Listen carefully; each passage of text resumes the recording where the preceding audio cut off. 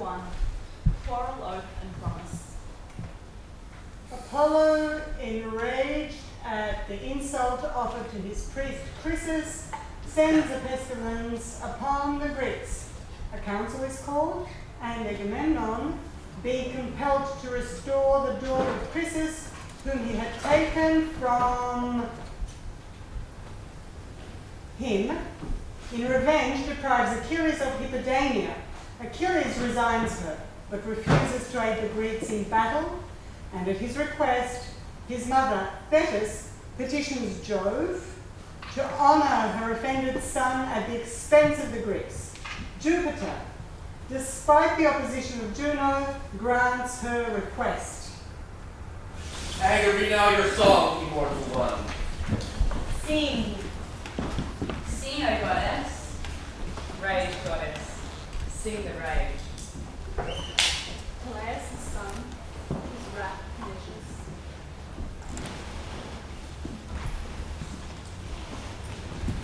Achilles' wrath. Achilles' baneful wrath. Resound, O goddess. Achilles' anger, doomed and ruinous, that caused the Achaeans loss on bitter loss, and crowded brave souls into the undergloom, leaving so many dead men, carrion for dogs and birds. And the will of Zeus was done. Beginning when the two men first contended broke with one another. The Lord Marshal Agamemnon, Atreus' son, and Prince Achilles. Declare, O Muse, in what ill-fated hour sprung the fierce strife, from what offended power? It was the son of Jove and Leto, for he was angry with the king and sent a pestilence upon the host to plague the people. Because the son of Atreus had dishonoured Chrysis, his priest. Now Chrysis had come to the ships of the Achaeans to free his daughter, and had brought with him a great ransom. Moreover, he bore in his hand the sceptre of Apollo, wreathed with a suppliant's wreath, and he besought the Achaeans, but most of all, the two sons of Atreus, who were their chiefs. Ye kings and warriors, may your vows be crowned, and Troy's proud walls lie level with the ground. May Jove restore you when your toils are o'er. Safe to the pleasures of your native shore, but oh, relieve a wretched parent's pain, and give Chryseis to these arms again. If mercy fail, yet let my presence move, and dread avenging Phoebus, son of Jove.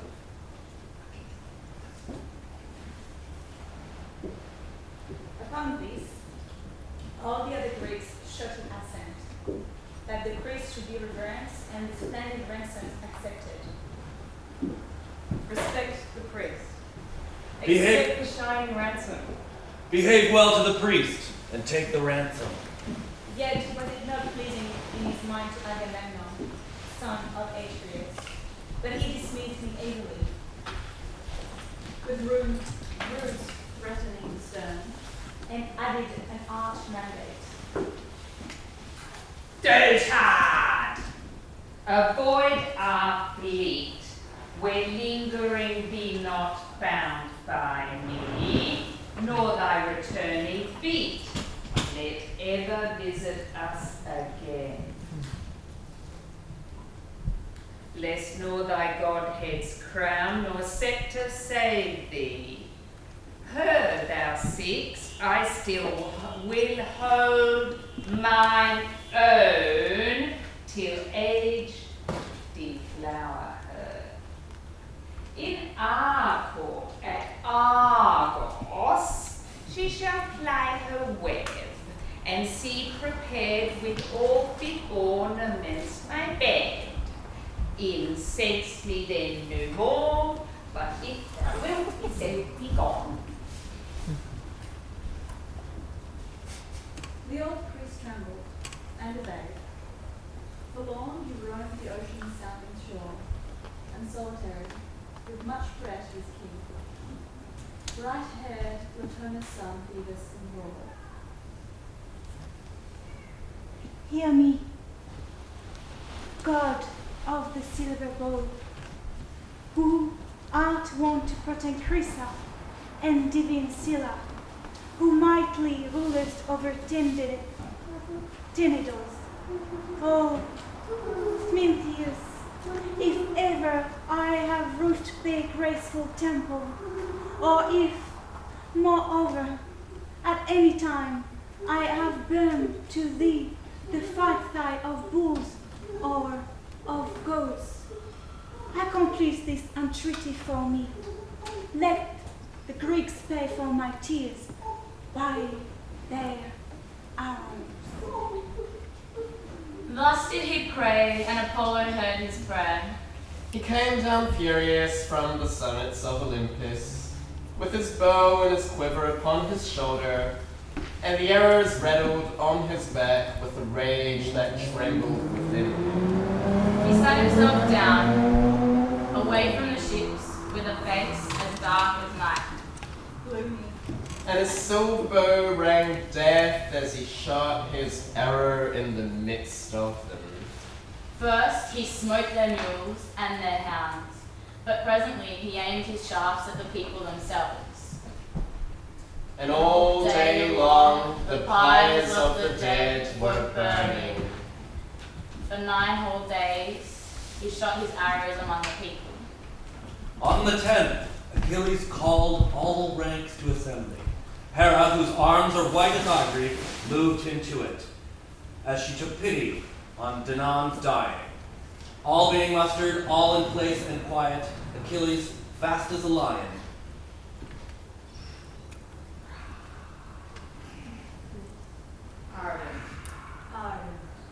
rose and said, Son of Atreus, now we are beaten back, I fear. The long campaign is lost, so home we sail.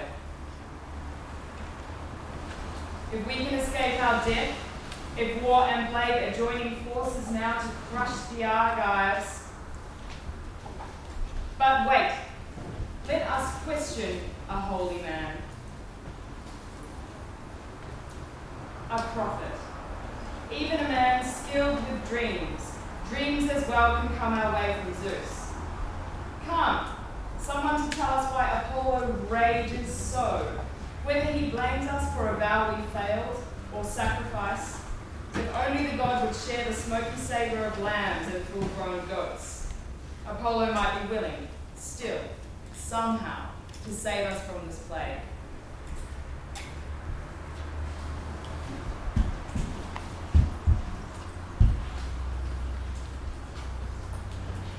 Calchas the wise, the Grecian priest and guide, that sacred seer whose comprehensive view the past, the present, and the future knew, uprising slow, the venerable sage then spoke the prudence and the fears of age.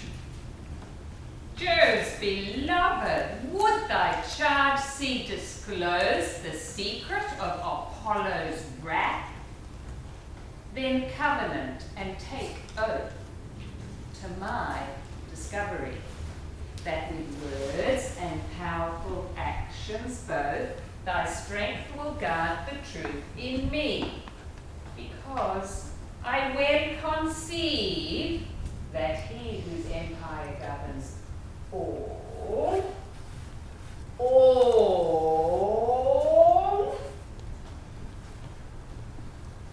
that he whose empire governs all, whom all the Grecians give confirmed obedience, will be moved. And then you know the state of him that moves him. When a king hath once marked for his hate a man inferior, though that day his wrath seems to digest the offence he takes, yet evermore he takes up in his breast brands of quick anger, till revenge hath quenched to his desire the fire reserved. Tell me then, if whatsoever ire suggests in hurt of me to him, thy valour will prevent? And Achilles answered,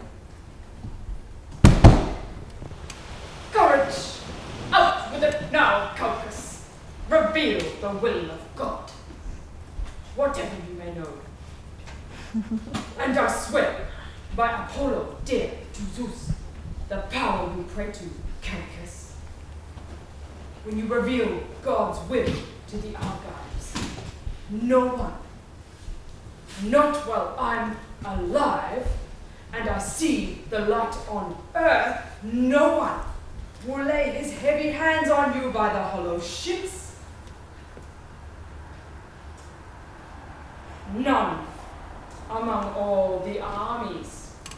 Not even if you mean Agamemnon, who now claims to be by far the best of the Achaeans.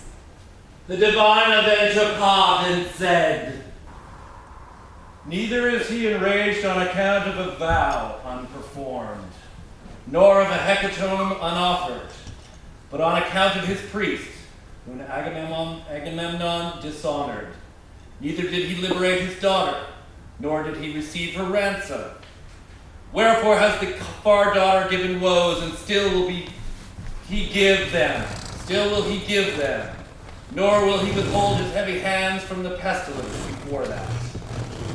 Agamemnon restored to her dear father the bright-eyed maid, unpurchased, unransomed, and conduct a sacred hecatomb to Chrysa. Then perhaps, having appeased, we might persuade him. With these words, he sat down, and Agamemnon rose in anger. Prophet of mischief, from whose tongue no grateful sound to me was ever heard. High tidings are joy, and tidings glad. Thou tell'st not, or thy words come not to pass. And now among the Danai, thy dream divulging, thou pretend the archer god for his priest's sake, our enemy, because I scorned his offered ransom of the maid Chryseis, more desirous far to bear her to my home, for that she charms me more than Clytemnestra, my own first espouse, with whom in disposition, feature, form, accomplishments she may be well compared, yet being such I will return her hence. If that she go to the best, perish myself. But let the people of my charge be saved. Prepare ye therefore a reward for me, and seek it instant. It were much unmeet that I alone of all the Argive host should want due recompense, whose former prize is elsewhere destined, as ye all perceive. To this replied the swift-foot godlike son of Thetis thus. Lord Marshal, most insatiate of men, how can the army make you a new gift? Where is our store of booty? Can you see it? Everything plundered from the towns has been distributed. Should troops turn all that in? Just let the girl go in God's name, now. We'll make it up to you twice over, 3 times over. On that day, Zeus gives us leave to plunder Troy behind the rings of stone. But King Agamemnon countered.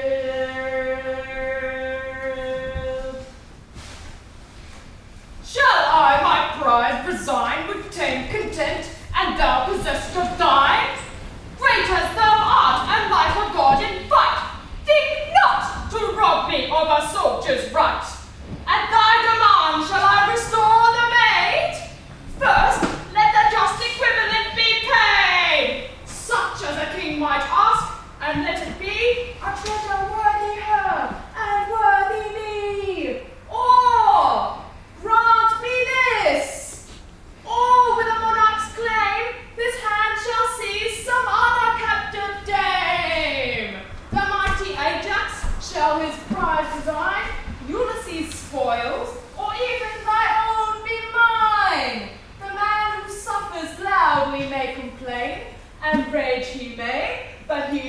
raging brave.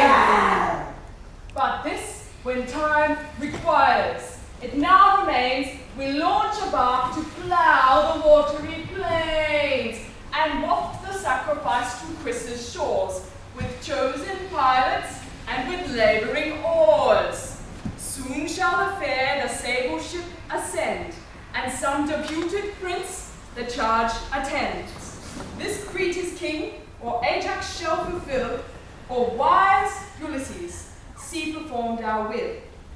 Or, if our royal pleasure shall ordain, Achilles, self-conductor o'er the main. Let fierce Achilles, dreadful in his rage, the god propitiate and the pest assuage. Achilles scouted him and answered,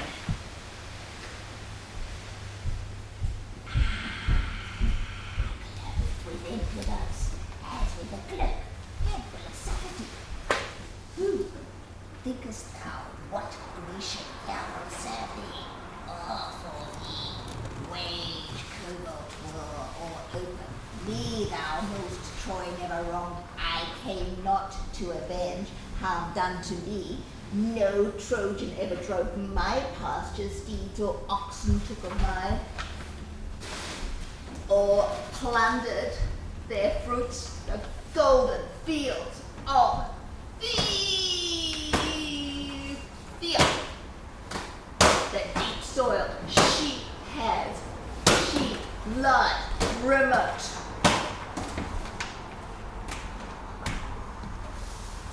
To this the high commander made reply. Why, by all means, if thy mind urges thee, nor will I entreat thee to remain on my account. There are others with me who will honor me, but chiefly the all-wise Jove. For to me, thou art the most odious of the Jove-Norge princes. Forever is contention agreeable to thee, and wars and battles, if thou be very bold. Why, doubtless a deity has given this to thee. Going home with thy ships and thy companions, rule over the Myrmidons. For I do not regard thee, nor care for thee in thy wrath, but thus I will threaten thee. Since Phoebus Apollo is depriving me of the daughter of Chryseis, her indeed I will send with my own ship and with my own friends. But I myself, going to thy tent, will lead away the fair-cheeked daughter of Chryseis, thy prize, that thou mayest well know how much more powerful I am than thou, and that another may dread to pronounce himself equal to me, and to liken himself openly to me. He ended. And the big, disdainful heart throbbed of Achilles, racking doubt ensued, and sore perplexed him whether forcing wide a passage through them, and his blade unsheathed to lay a treaty breathless at his foot, or to command his stormy spirit down. So doubted he, and undecided yet, stood drawing forth his falchion huge, when lo, down sent by Juno, to whom both alike were dear, and who alike watched over both, Pallas descended. At his back she stood, to none apparent, save himself alone, and seized his golden locks. Started he turned, and instantly Minerva flashed her eyes terrific, who with accents on the wing of haste, incontinent he questioned thus. Why? Why now? Child of Zeus, with the shield of thunder, why come now? To witness the outrage Agamemnon just committed? I tell you this, and so happy is the truth, he'll soon pay for his arrogance with his life.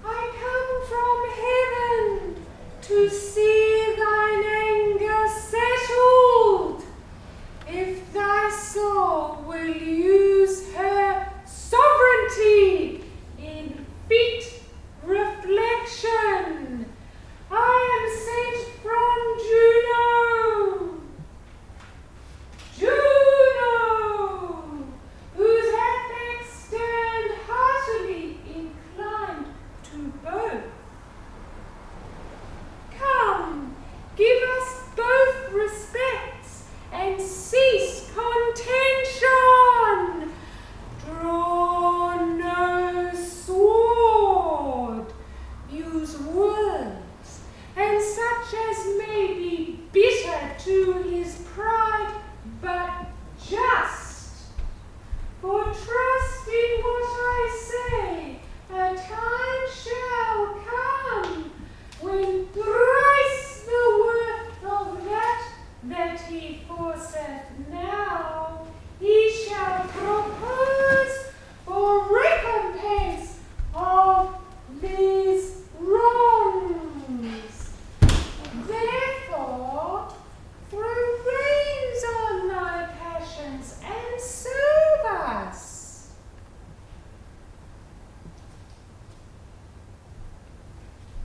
I must! When the two of you hand down command, goddess. A man soon though his heart breaks with fury, but for him by far, if a man obeys the gods, they are quick to hear his prayers.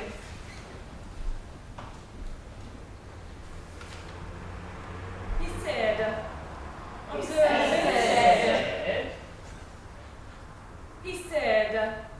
He said, observant of the blue-eyed maid, then in the sheath returned the shining blade. The goddess swift to high Olympus flies, and joins the sacred senate of the skies. Nor yet the rage his boiling breast forsook, which thus redoubling on Atreides broke. Wine bibber, he cried, with the face of a dog and the heart of a hind.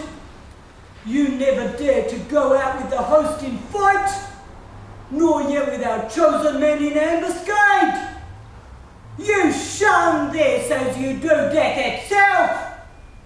You had rather go round and rob his prizes from any man who contradicts you. You devour your people. For you are king over a feeble folk. Otherwise, son of Atreus, henceforward you would insult no man. Therefore I say, and swear it with a great oath, nay, by this my sceptre, which shall sprout neither leaf nor shoot nor bud on you from the day on which it left its parent stem upon the mountains, for the axe stripped it of leaf and bark. And now the sons of the Achaeans bear it as judges, guardians of the decrees of heaven.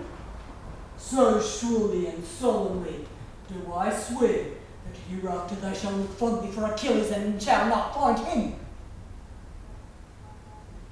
In the day of your distress,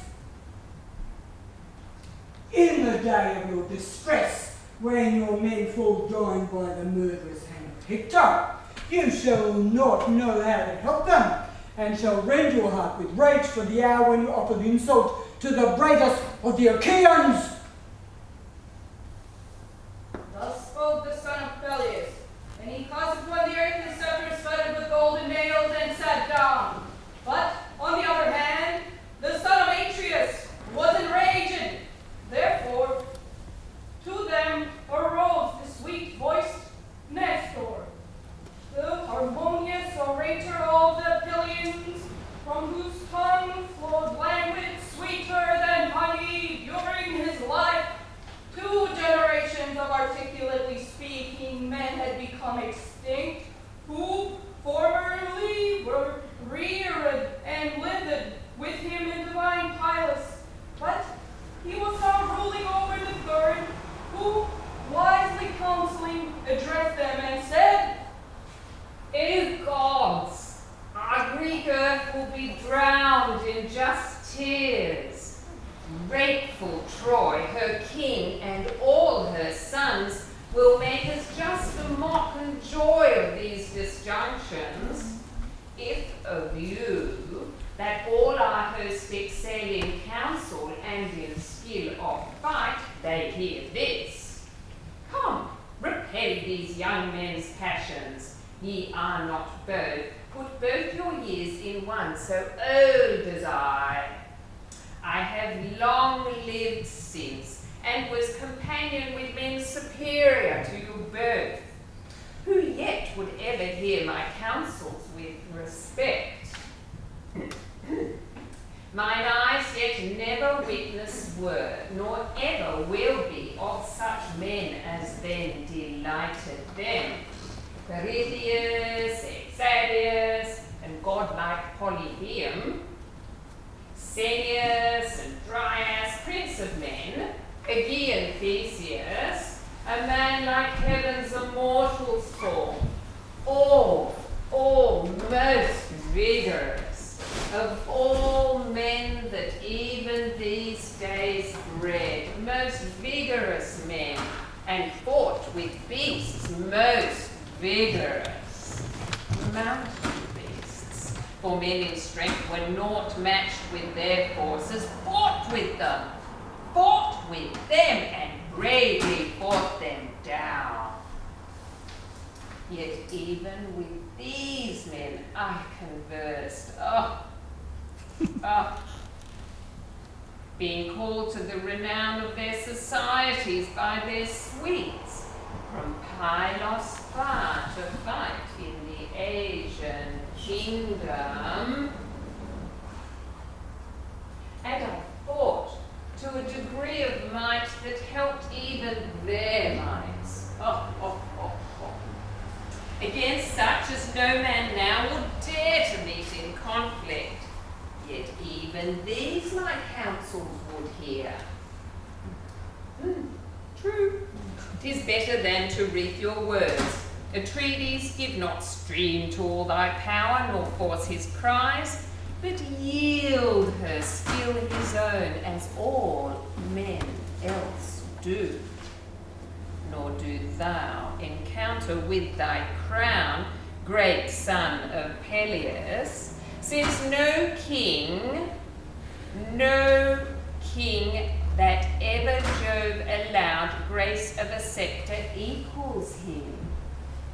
Suppose thy nerves endowed with strength superior, and thy birth a very goddess gave, yet he of force is mightier.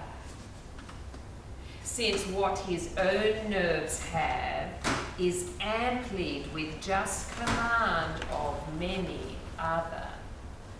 King of men, command thou then thyself, and I with my prayers will obtain grace of Achilles to subdue his fury, whose parts are worth our entreaty, being chief check to all our ill in war.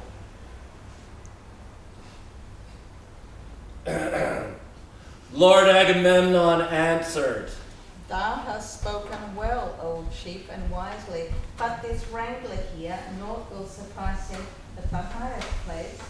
He must control us all, reign over all, dictate to all, but he shall find at least one here disposed to question his command.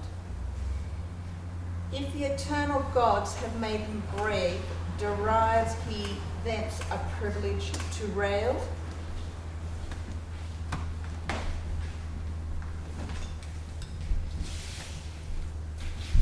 Here, on the monarch's speech, Achilles broke.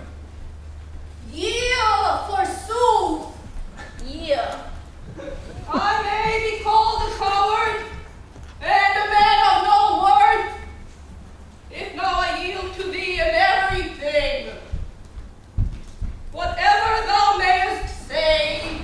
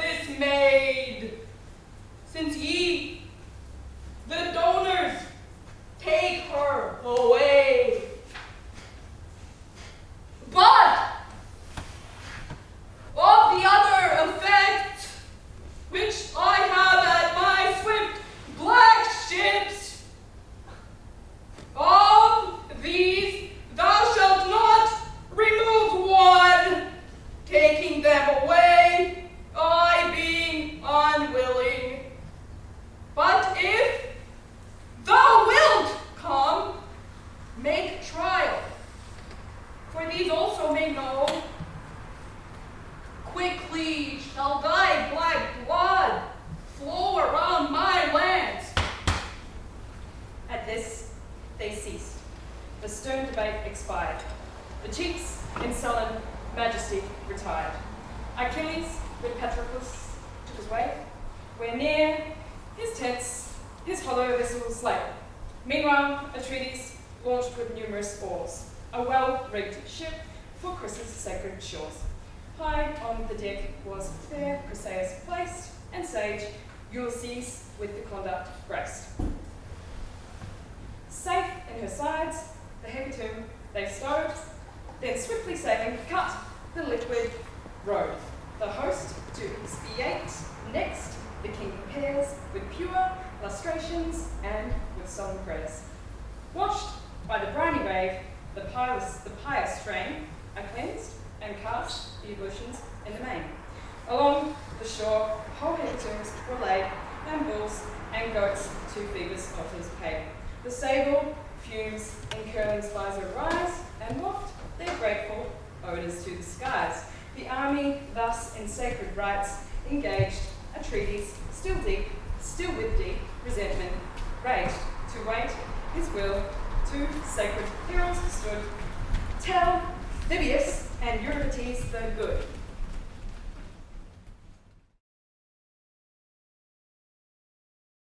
Skies, the army thus in sacred rites engaged, Atrides still with deep resentment raged, to wait his will. Two sacred heralds stood, Talthybius and Eurybates the good. Haste to Achilles' tent, where take Briseis' hand and bring her beauties to us. If he fail to yield her, say your king will come himself, with multitudes that shall the horribler make both his presence and your charge, that so he dares defer. He sent them off, with the strict order ringing in his ears.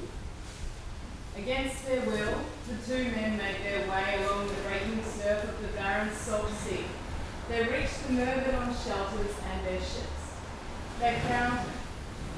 Beside his lodge, a black hulk, seated grimly. And Achilles took no joy when he saw the two approaching. They were afraid, and they held the king in awe, and stood there, silent. Not a word to Achilles, not a question. But he sensed it all in his heart, their fear, their charge, and broke the silence for them.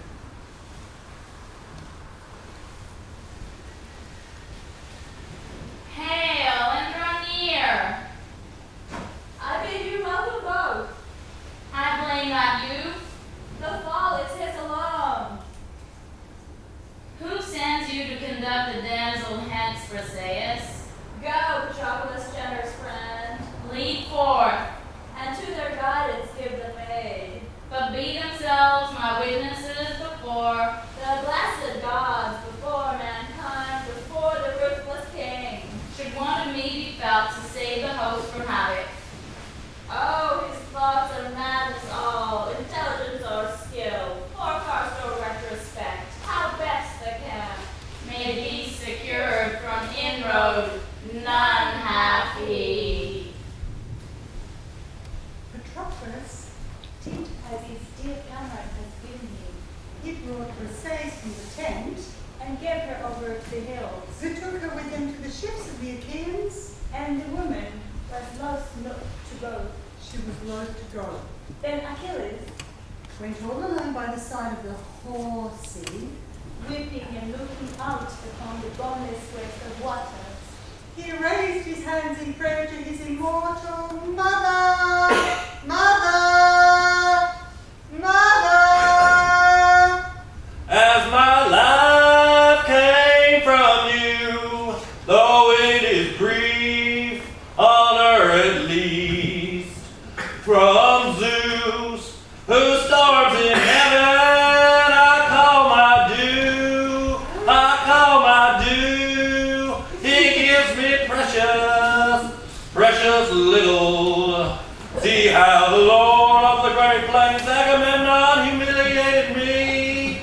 He has my prize by his own whim, for himself, for himself.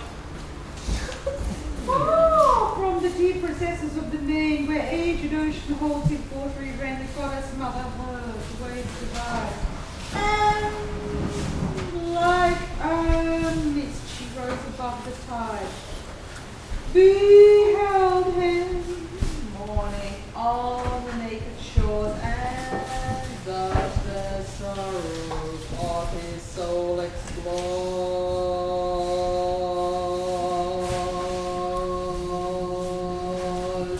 Son, why weepest thou on account of what has grief come upon the mind? Declare it, not hiding thy soul, that we both may know it.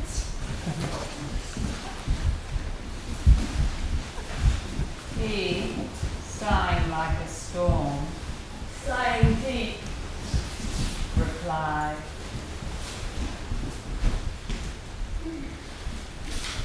You know,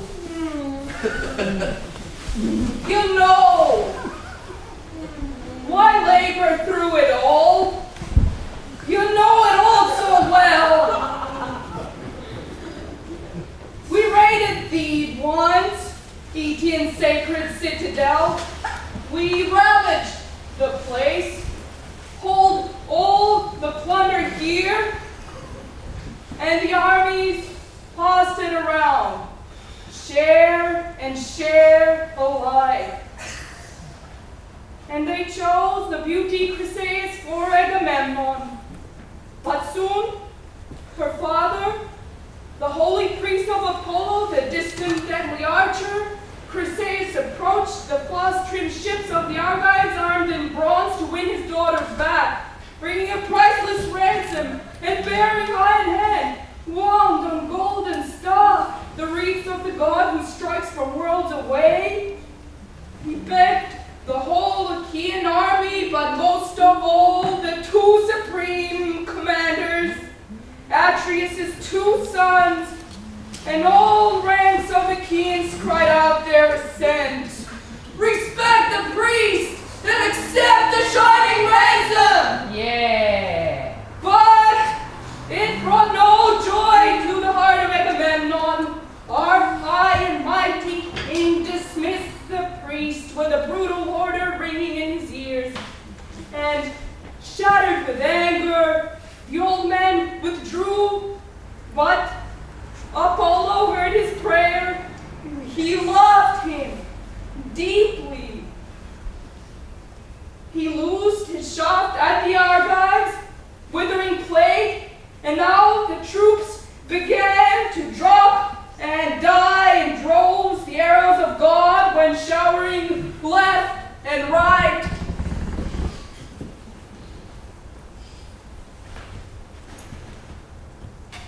Left and right, whipping through the Achaeans' vast encampment.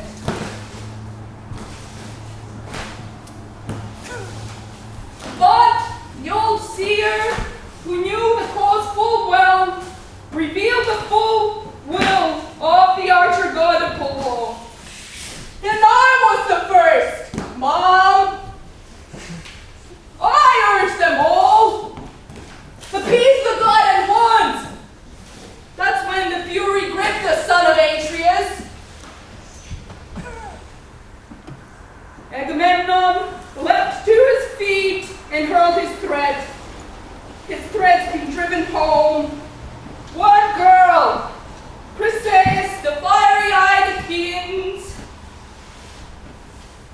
ferried out in a fast-trimmed ship to Chryse Island, laden with presents for the god. The other girl, just now the heralds came and led her away from camp. Chryseis' daughter, the price gave me.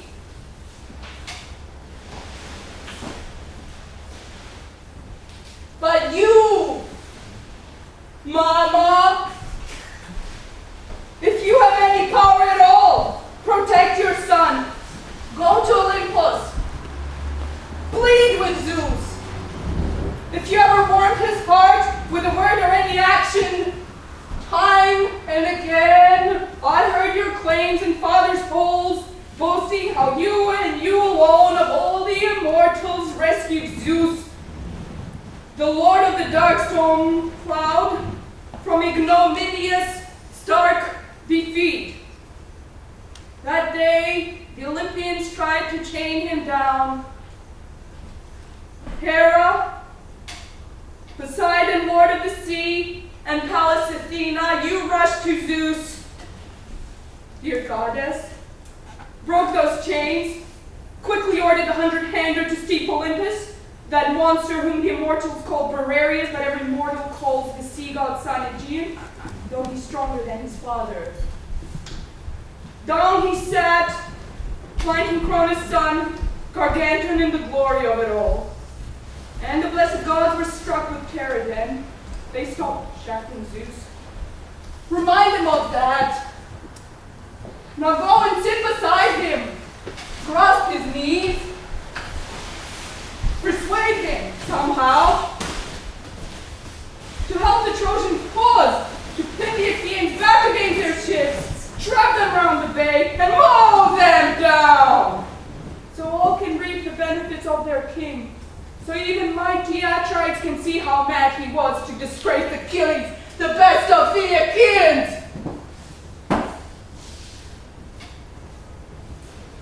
Her answer, she poured out in tears. Born as thou wast to sorrow, my son. My son.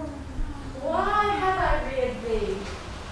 Would that thou without tears, or cause for tears, transient as is thy life, understand.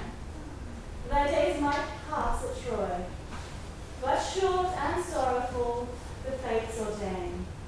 Thy life, particular trouble, must be thine. Whom therefore, oh that I had never born, but seeking the Olympian hills snow-crowned, I will myself plead for thee in thy ear, O Jove, the thunderer. Meantime, at thy fleet, abiding, let thy wrath against the Greeks still burn, and altogether cease from war. For to the banks of the ocean, where Ipotha holds a feast to Jove, he journeyed yesterday, between the gods also, and the 12th day brings them home. Then I will to his brazen bow, that I might clasp his knees, and much misding of my endeavour, or my prayer shall speed. On his she left him, still furious at the loss of her that had been taken from him. Meanwhile Ulysses reached Chryse with the hecatomb. When they had come inside the harbor, they filled the sails and laid them in the ship's hold. They slackened the forestays, lowered the mast into its place, rowed the ship to the place where they would have her lie. There they cast out their mooring stones and made fast the hawsers. They then got out upon the seashore and landed the hecatomb for Apollo. Chryseis also left the ship, and Ulysses led her to the altar to deliver her into the hands of her father.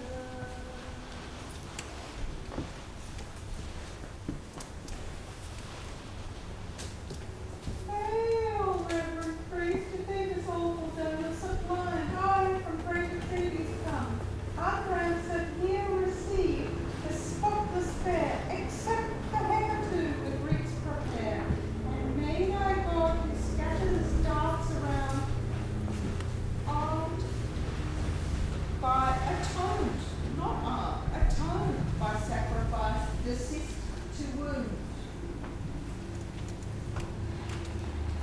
So he delivered her, and the priest received her, the child so dear to him, in joy.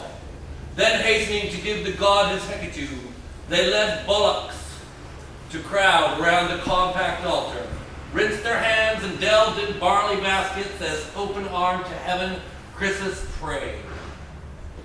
Hear me, O thou of the silver bow, who art wont to protect Chrysa and divine Scylla, and who mightily rulest over Tenedos. Already, indeed, at a former time, didst thou hear me praying, and didst honor me, and didst very much afflict the people of the Greeks. Now, also accomplish for me this further request. Even now, avert from the Greeks this unseemly pestilence. He prayed, and to his prayers again the god propitious stood. Or, after prayer, cast on salt cakes, drew back, killed, flayed the beads, cut out, and dubbed with fat their thighs. They're dressed with double leaves, and on them all the sweetbreads pricked. The priest, with small sear wood, did sacrifice, poured on red wine, by whom the young men stood, and turned in 5 ranks spits, on which the legs and up they eat the inwards. Then, in gigots, cut the other bit of meat, and put to fire, which roasted well they drew, the labour done, they served the feast, in that fed all to satisfaction. Boys crowned the beakers high with wine delicious, and from right to left, distributing the cups, served every guest. Thenceforth, the youths of the Achaean race to song propitiatory gave the day, paeans to Phoebus, archer of the skies, chaunting melodious, pleased Apollo heard. But when the sun descending, darkness fell, they on the beach beside their houses slept. And when the day spring's daughter, rosy palmed Aurora, looked abroad, then back they steered to the vast camp. Fair wind and blowing fresh, Apollo sent them. Quick they reared the mast, then spread the unsullied canvas to the gale, and the wind filled it.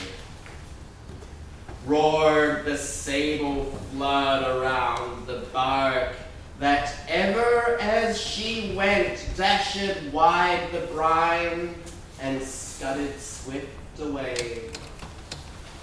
Thus, reaching soon the spacious camp of Greece, their galley they updrew sheer o'er the sands from the rude surge remote, then propped her sides with scantlings long, and sought their several tents.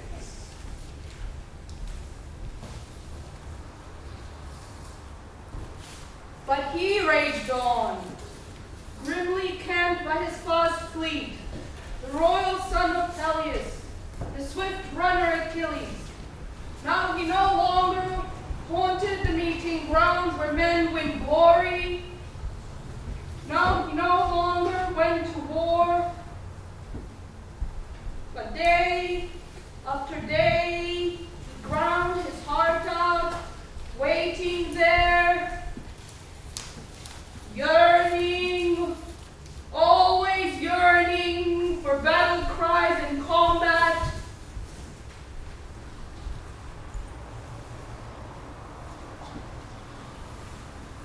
Yeah, well, now, after 12 days, the immortal gods, they came back in a body to Olympus, and Jove, he led the way, okay?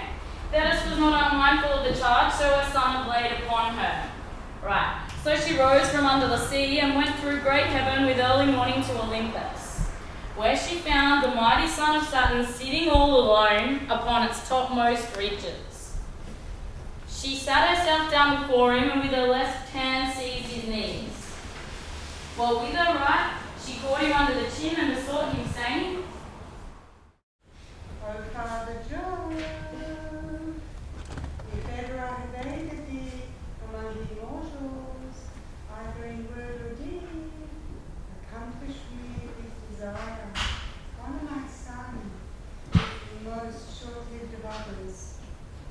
For now indeed Agamemnon, the king of men, has disgraced him, for he possesses his prize, he himself having borne it away. Do thou at least, Olympian Jove, all counselling, honour him. And so long grant victory to the Trojans, until the Greeks shall reverence my son, and shall advance him in honour. Thus Thetis spoke. Thetis spoke. But Jove in silence held, the sacred counsels of his breast concealed. Not so repulsed, the goddess closer pressed, still grasped his knees and urged the dear request. Give me your infallible word and bow your head, or else reject me. Can you be afraid to let me see how low, in your esteem, I am of all the gods?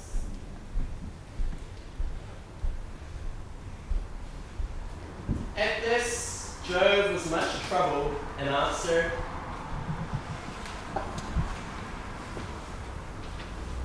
Hard task and full of strife, thou hast enjoined me. Juno will not spare for giant good injurious. Whose complaint sounds daily in the ears of all the gods, that I assist the Trojans, but depart, lest she observe thee. My concern shall be how best I may perform thy full desire, and to assure thee more, I give the sign indubitable, which all fear expels at once from heavenly mind. Naught so confirmed may, to be reversed or rendered vain.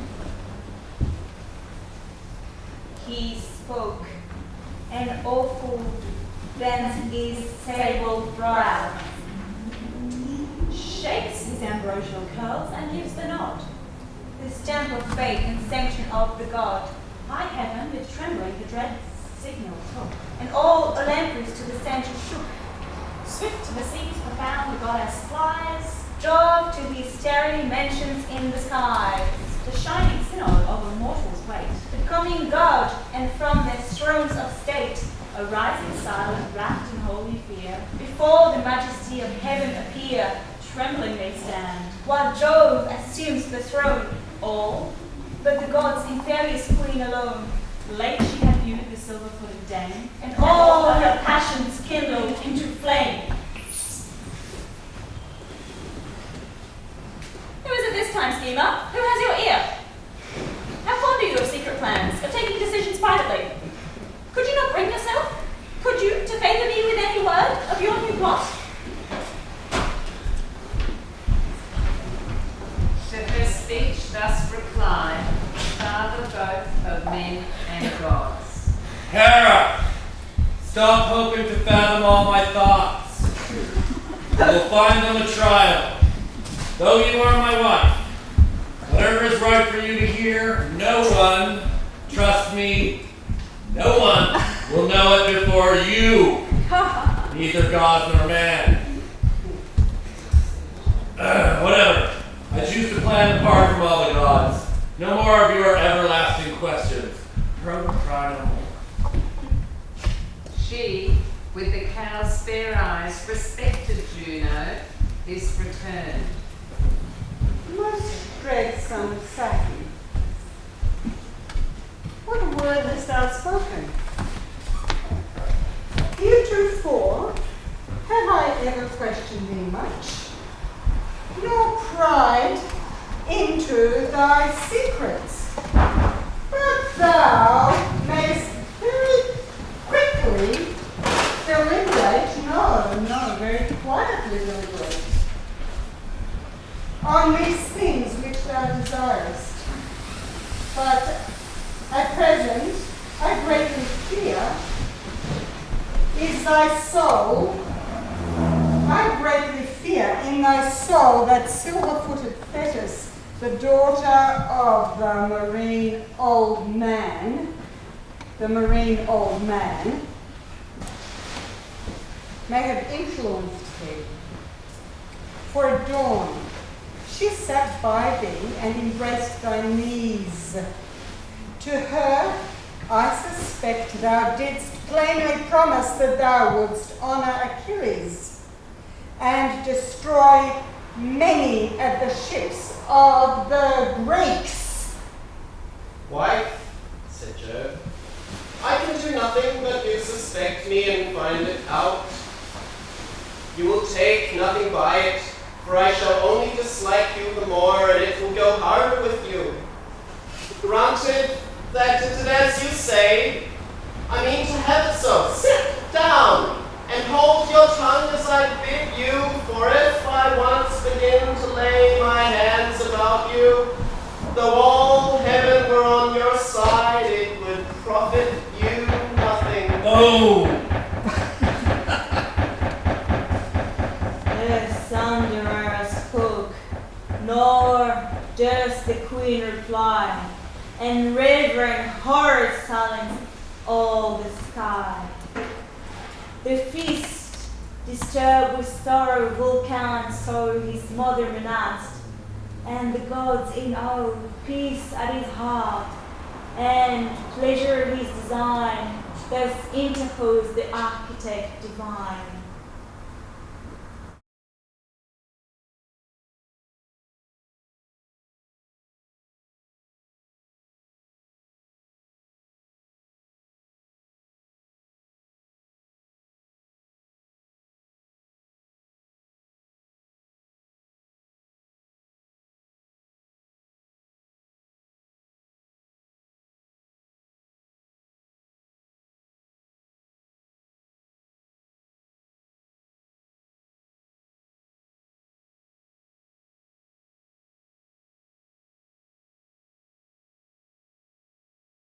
Ah, what a miserable day. If you two raise your voices over mortal creatures. More than enough already.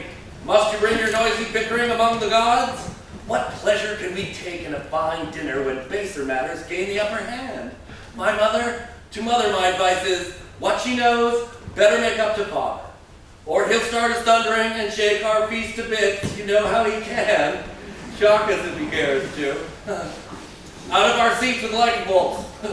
Supreme power is his. Oh, soothe him, please. Take a soft tone. Get back in his good graces. Then he'll be benign to us again. Pleading, springing up with a two-handled cup, he reaches towards his loving mother's hands with his own winning words. My mother, be advised, and though aggrieved, yet patient, lest I see thee, whom I love, so dear, with stripes chastised before my face, willing but impotent to give thee aid. For who can resist the thunderer? Me, when once I flew to save thee. By the foot he seized and hurled me through the portal of the skies. From morn to eve I fell, a summer's day, and dropped at at last, in Lemnos, there, half dead, the Sentians found me, and with succor prompt and hospitable, entertained me fallen.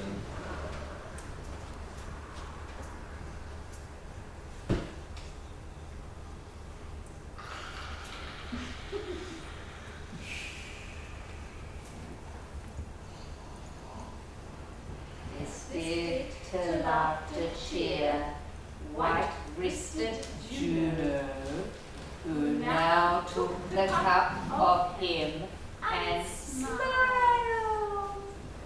The sweet peace-making draught went round, and lame Hephaestus filled nectar to all the other gods. And laughter never left, shook all the blessed deities to see the lame so dead. And that cup service all that day, till the sun went down. They banqueted and had such cheer as did their wishes grant, nor had they music less divine. Apollo there did touch his most sweet harp, to which with voice the muses pleased as much. But when the splendid light of the sun was sunk, they retired to repose, each one to his home, where renowned Vulcan, lame of both legs, with cunning skill had built a house for each. But the Olympian thunderer Jove went to his couch, where he lay before, when sweet sleep came upon him. There, having ascended, he lay down to rest, and beside him, golden throne Juno.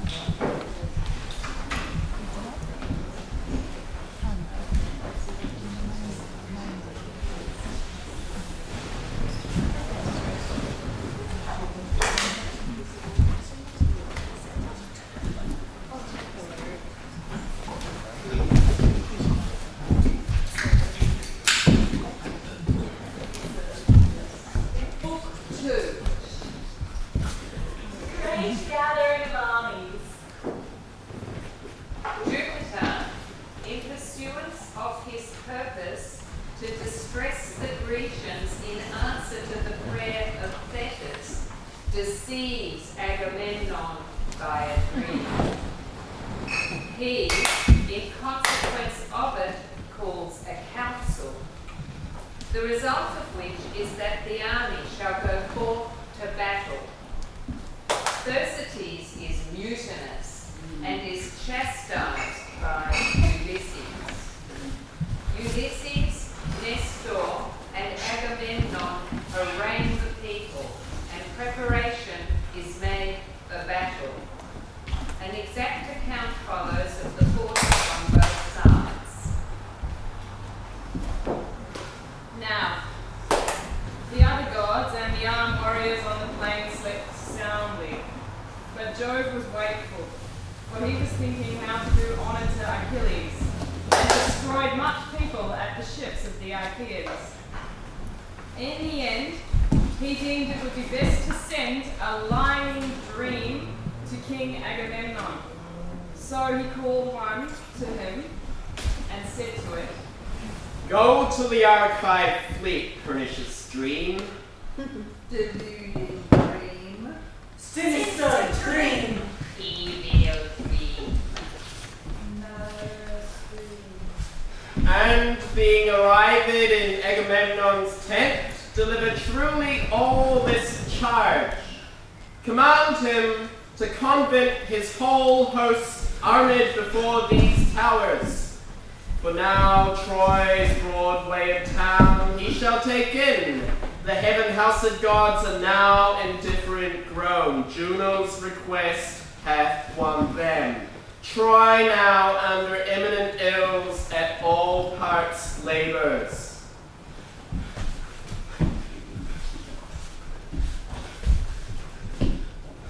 Swift as the word, the vain pollution fled. Descends and hovers o'er trees' heads, clothed in the figure of Achilles, sage, renowned for wisdom, and revered for age. Around his temple spread his golden wing, and thus a flattering dream sees the king. Sleeping, son of Atreus,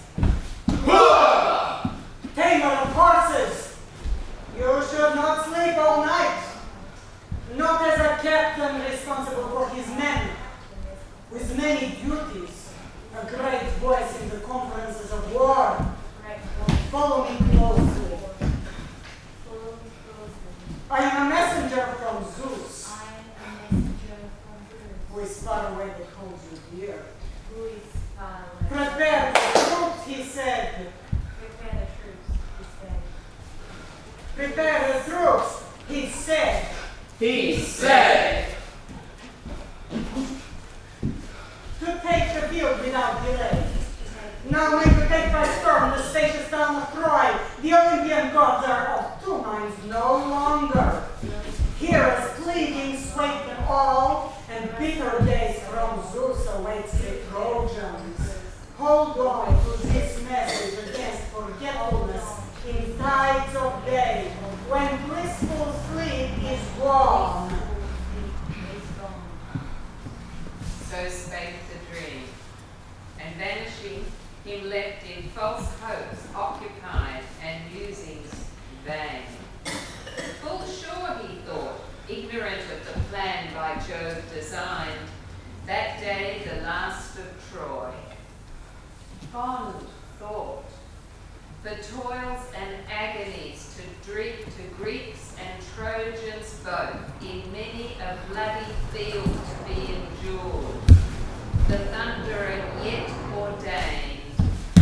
Starting, he woke, and seeming still to hear the warning voice divine, with hasty leap sprang from his bed and sat.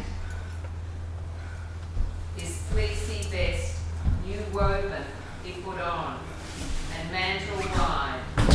His sandals fair to his unsullied feet he braced, and slung his argent studded sword. Then, incorruptible for evermore, the sceptre of his sires he took, with which he issued forth into the camp of Greece. Aurora, now on the Olympian heights, proclaiming, stood new day to all in heaven. when he, his clear-voiced heralds, bade convene the Greeks in council. Went the summons forth into all quarters, and the throng began. First, at the ship of Nestor, Pylian king, the senior chiefs for high exploits renowned he gathered, whom he prudent thus addressed. Hear me, friends. A dream sent by the gods come to me in sleep. Down through the bracing dawn sent night it came, like Nestor in features hide and build, the old king himself, and hovering at my head, the dream called on me. Still asleep, Agamemnon, the son of Atreus, that skilled breaker of horses.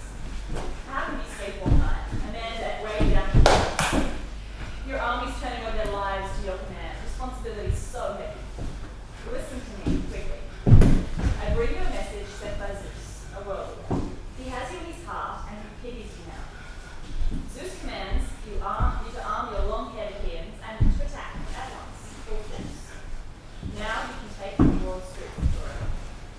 The immortal gods who hold Olympus clash no more. Hera's appeals have brought them round and all agree. Griefs from Zeus are about to crush humanity. But keep this message firmly in mind. With that, the ring went winging off and soon sleepily. Come, see if we can arm the Achaeans for assault. But first, according to time-honored custom, I'm going to test the men with a challenge. Tell them all to crowd your locks, cut and run in their ships. But you take up your battle stations at every point. Command them, hold them back. He, having thus spoken, sat down. The Nestor, who was kind of the same Achilles, rose up, who wisely consoling, towering them, and said, My friends, said he, princes and councillors of the Argives, if any other man of the Achaeans had told us of this dream, we should have declared it false, and would have had nothing to do with it. But he who has seen it is the foremost man among us. We must therefore set about getting the people under arms. On this he turned and led the way from council, and all the rest, staff-bearing councillors, rose and obeyed their marshal. From the camp, the troops were turning out now, thick as bees. They swarmed like bees that sally from some hollow cave and flit in countless throng. and flying troops over the battle fires. Clustering in heaps on heaps, the driving bee, rolling and blackening, swarms succeeding swarms, with deeper murmurs and more hoarse alarms. Dusky days spread, a close embodied crowd, and over the vale descends the living cloud. From ships and huts, down the deep foreshore, streamed those regiments towards the assembly ground, and rumour blazed among them, like a cry sent from Zeus. Turmoil grew in the great field as they entered and sat down, clamorous companies, the ground under them groaning, hubbub everywhere. Now 9 men, criers, shouted to compose them. Cooper.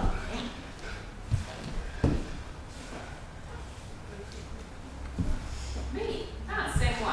31. Will ye restrain your clamours, that your heaven-taught kings may speak? Then stood divided trees up, and in his hand compressed his scepter, the elaborate word of the fiery Mulciber, who gave it to Saturnian Jove, Jove to his messenger Argosides, to Pelops, skilled in horse, Pelops to Atreus, chief of men. He died, gave it course to Prince Thyestes, rich in herds. Thyestes to the hand of Agamemnon rendered it, and with it the men of many isles and Argos all, on this meeting said, Friends, fighting demands, aids in arms are theirs. Cronus' son is trapped me in maze. Blind and ruined, Zeus is a harsh, cruel god. He vowed to me long ago, he bowed his head that I should never embark for home till I had brought the walls of Iliad crashing down. Now I see he only plotted brutal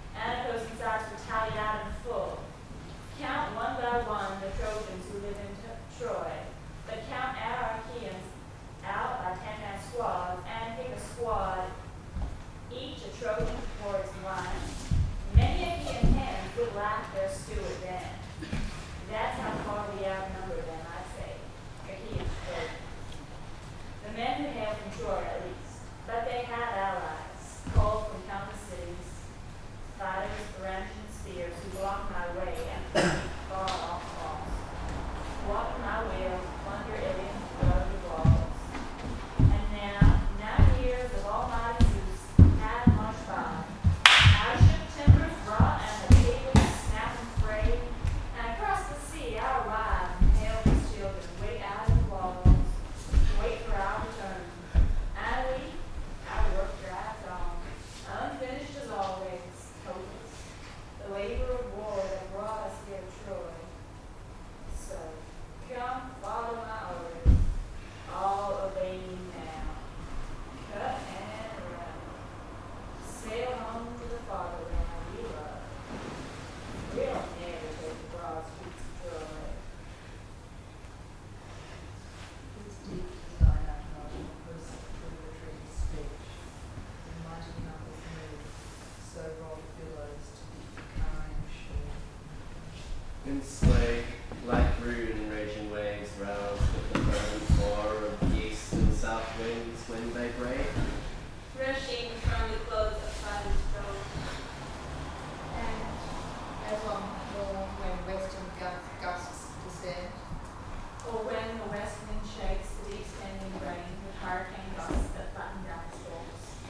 as o'er the field the moving host appears, with nodding plumes and groves of waving spears, the gathering murmur spreads, their trampling feet beat the loose sand and thicken to the fleet, with long sounding cries they urge the train to fit the ships, and launch into the main, they toil, sweat, thick clouds of dust arise, doubling clamours echo to the skies, in then Greece and then hostile plain, and fate decree with all the Troy in vain. But Jove's imperial queen their flight surveyed, and signed thus bespoke blue-eyed maid.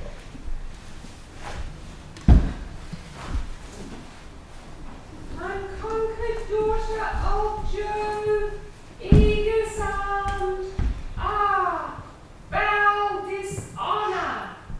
Is it thus at last that the Achaeans on the billows borne shall seek again their country, leaving here to be the vaunt of Iliad and her king, Helen of Argos, in whose cause the Greeks have numerous perished from their home remote? Haste, seek the male armed multitude, by force detain them of thy soothing speech, ere yet all launch their oary barks into the flood. She spoke.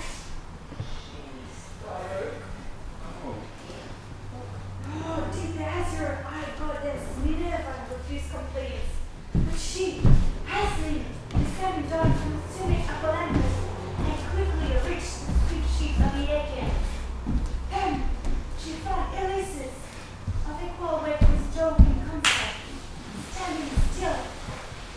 Nor was he touching his well-benched sable bar, since regret affected him in heart and mind, but standing near him, as her eyes Minerva said, Ulysses, noble son of Laertes, are you going to fling yourselves into your ships and be off home to your own land in this way?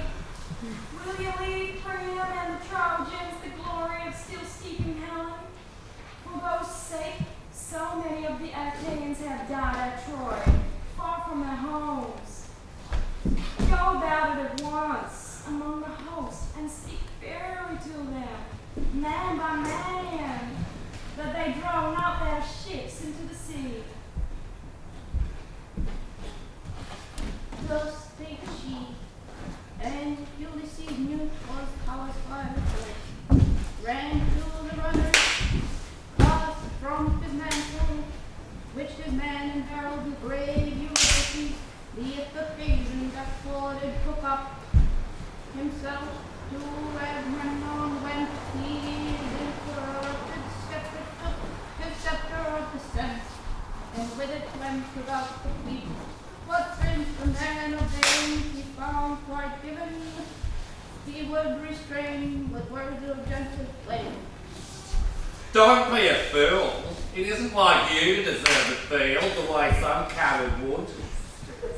Can't halt command the troops back to their seats. You don't yet know what Agamemnon means. He means to test us.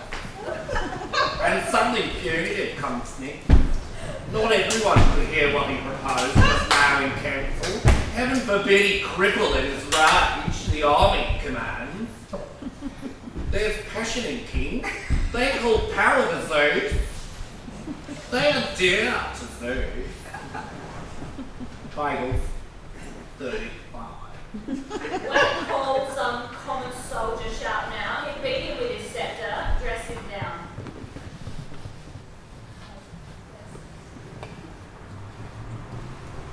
Be still, thou slave. Wretch! Wake, sister.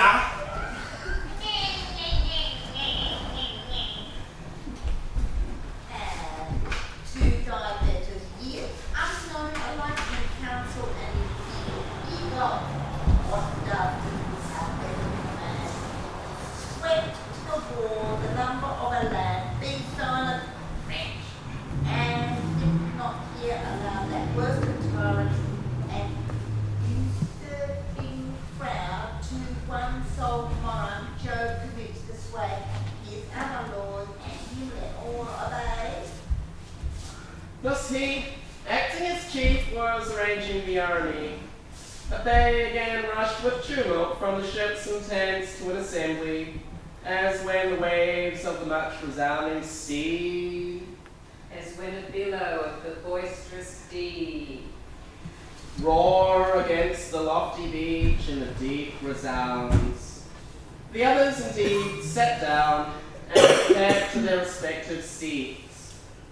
But Thersites alone, immediate in words, was wrangling, who, to wit, knew in his mind expressions both unseemly and numerous, so as idly and not according to discipline to wrangle with the princes, but to blurt out whatever seemed to him to be matter of laughter to the Greeks. And he was the ugliest man and came to Ilium. He was bandy-legged and lame of one foot.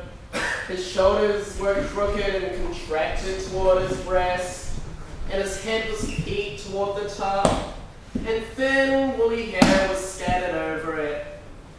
To Achilles and Ulysses, he was particularly hostile, for these two he used to revile. But on this occasion, shouting out shrilly, he added bitter taunts against noble Agamemnon, but the Greeks were greatly irritated against him and were indignant in their minds. But, vociferating aloud, he reviled Agamemnon with words. What wouldst thou now? Where is thy complaint now, Agamemnon? Thou hast filled thy tents with treasure, and the Grecians, when they take the city, choose the loveliest girls for thee. Is gold thy wish? More gold? A ransom brought by some cheap Trojan for his son's release, whom I or other valiant Greek may bind? Or wouldst thou yet a virgin, one by right, another's claim, but made by force thine own? It was not well, great sir, that thou shouldst bring a plague on the Achaeans as of late. But come, my Grecian sisters, soldiers named unfitly of a sex too soft for war, come, let us homeward. Let him here digest what he shall gorge alone, that he may learn if our assistance profit him or not. For when he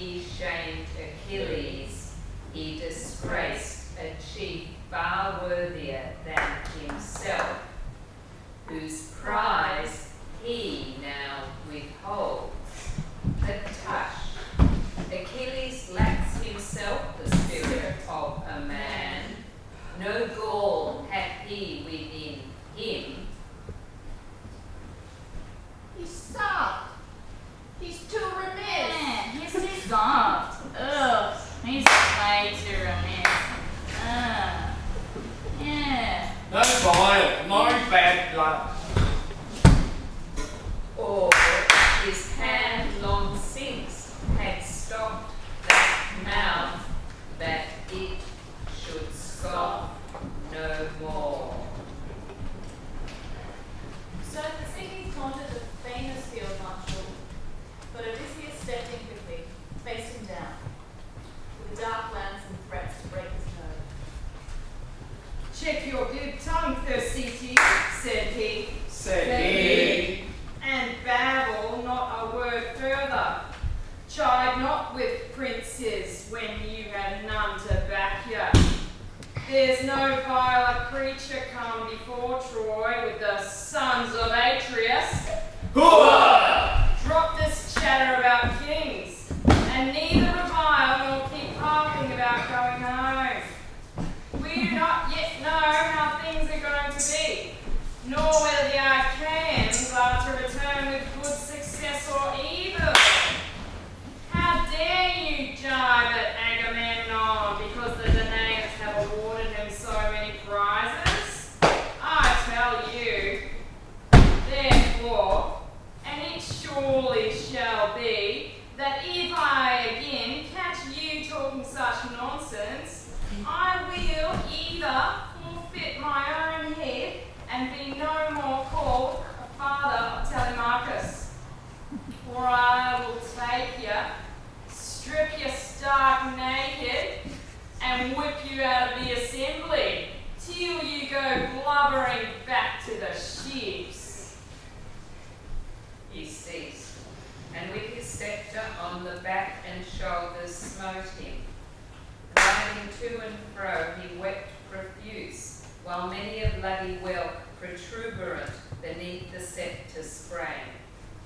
All quelled he sat, and from his visage mean deep sighing wiped the rooms. It was no time for mirth, yet mirth illuminated every face, and laughing thus they spake.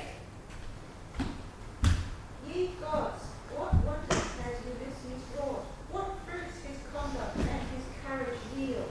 Great in the council, glorious in the field, generous he rises in the crown's event, to her the factious type of insolence. Such just examples of offenders show, sedition, silence, and assert the throne. The crowd took it in this way, but the raider of cities, Odysseus, with his staff, stood upright there, and at his side grey-eyed Athena stood, in aspect like a crier calling, "Silence! Let every man, front rank and rear alack, might hear his words and weigh what he proposed." Now for their sake he spoke. O son of Atreus! Hurrah! The Greeks wish to render thee now, O king, the meanest among articulately speaking men, nor perform their promise to thee which they have forthcoming hither from steed-nourishing Argos, that thou shouldest return home, having destroyed well-fortified Iliad. For, like tender boys or widowed women, they bewail unto one another to return home.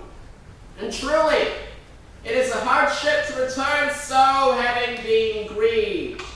For he is impatient who is absent even for a single month from his wife, remaining with his many benched ships, though wintry storms and the boisterous sea may be hemming in. But to us it is now the 9th revolving year since we have been lingering here. Wherefore, I am not indignant that the Greeks are growing impatient by their curved ships, but still, it would be disgraceful both to remain here so long and to return ineffectually. Endure, my friends, and remain yet a while, that we may know whether Calchas prophesies truly or not. For this we well know, and ye are all witnesses, whom the fates of death carried not off yesterday and the day before, when the ships of the Greeks were collected at Aulis, bearing evils to Priam and the Trojans, and we round the fountain at the sacred Odes offered perfect hecatombs to the immortals, beneath the beauteous plane tree whence flowed limpid water. There a great prodigy appeared, a serpent, spotted on the back, horrible, which the Olympian himself had sent forth into the light, having glided out from beneath the odor, proceeded forthwith to the plane tree. And there were the young sparrow and infant offspring on a topmost branch, covering among the foliage, 8 in number. But the mother which had brought forth the young ones was the ninth. Thereupon he devoured them, twittering piteously, while the mother kept fluttering about, lamenting her dear young.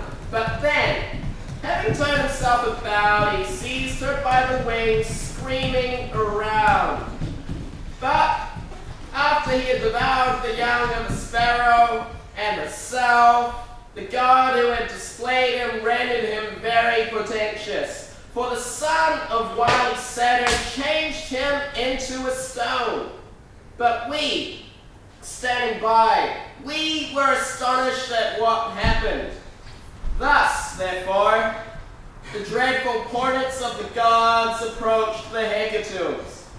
Calchas then immediately addressed us, revealing from the gods. Why stand ye Greeks astonished? Ye behold the prodigy by Jove himself produced, an omen whose accomplishment indeed is distant, but whose fame shall never die. Even as this serpent in your sight devoured 8 youngling sparrows with their dam the ninth, so we 9 years must war on yonder plain, and in the 10th, wide bulwark Troy is ours. We fired them so. The armies roared and the ships resounded around them. Shattering echoes ringing from their shouts, the Argives cried assent to King Odysseus' words. And Nestor, the noble horseman, spurred them more. Shame on you, he cried, to stay talking here like children, when you should fight like men. Where are our confidence now? And where the oaths that we have taken? Shall our counsels be flung into the fire without drink offerings and the right hands of fellowship, wherein we have put our trust?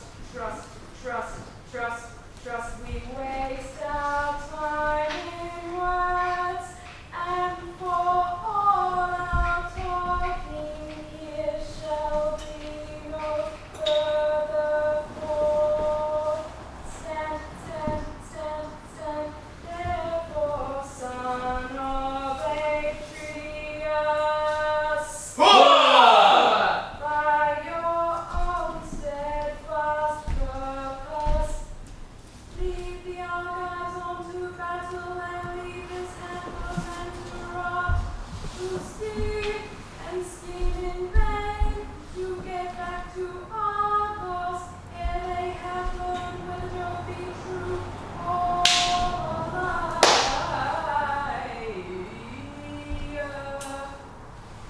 For the mighty son of Saturn surely promised that we should succeed when we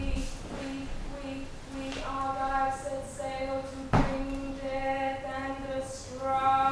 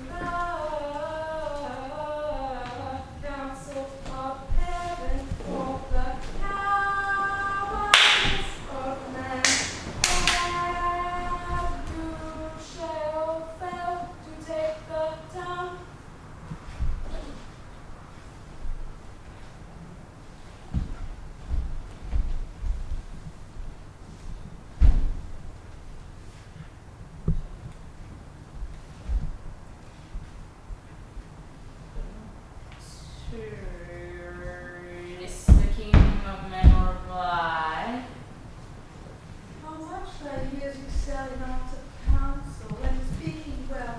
Oh, would the gods unite to his decree by 10 such sages as they granted me, such wisdom soon should crimes cause destroy, and soon should fail the haunting towers of Troy. But Jove forbids, who plunges those he hates in fierce contention and in vain debates. Now great Achilles from our aid withdraws, by me provoked a captive maid wars. If e'er as friends we join, the Trojan wall must shake, and heavy will the vengeance fall. But now, ye warriors, take a short repast, and though refreshed, no too bloody conflict haste, his sharpened spear let every Grecian wield, and every Grecian fix his brazen shield. Let all excite the fiery steeds of war, and all for combat fit the rattling car.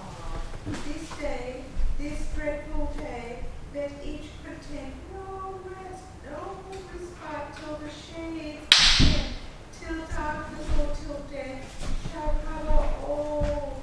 Let the war bleed, and let the fighting fall, till faith is swept the every manly breast, with the huge shield each brawny arm depressed, each taking the refused lands to throw, and each spent courser at the chariot blown. Who dares inglorious in his ships to stay? Who dares to trample on this signal day? That wretch too neat for my martial power, the birds shall tremble, and the dogs growl. He spake, and all applauded with a sharp loud and Like waves crashing against a cliff when the south wind whips it, bearing down some craggy headland. Dashing against it and buffeting it without ceasing, as the storms from every quarter drive them.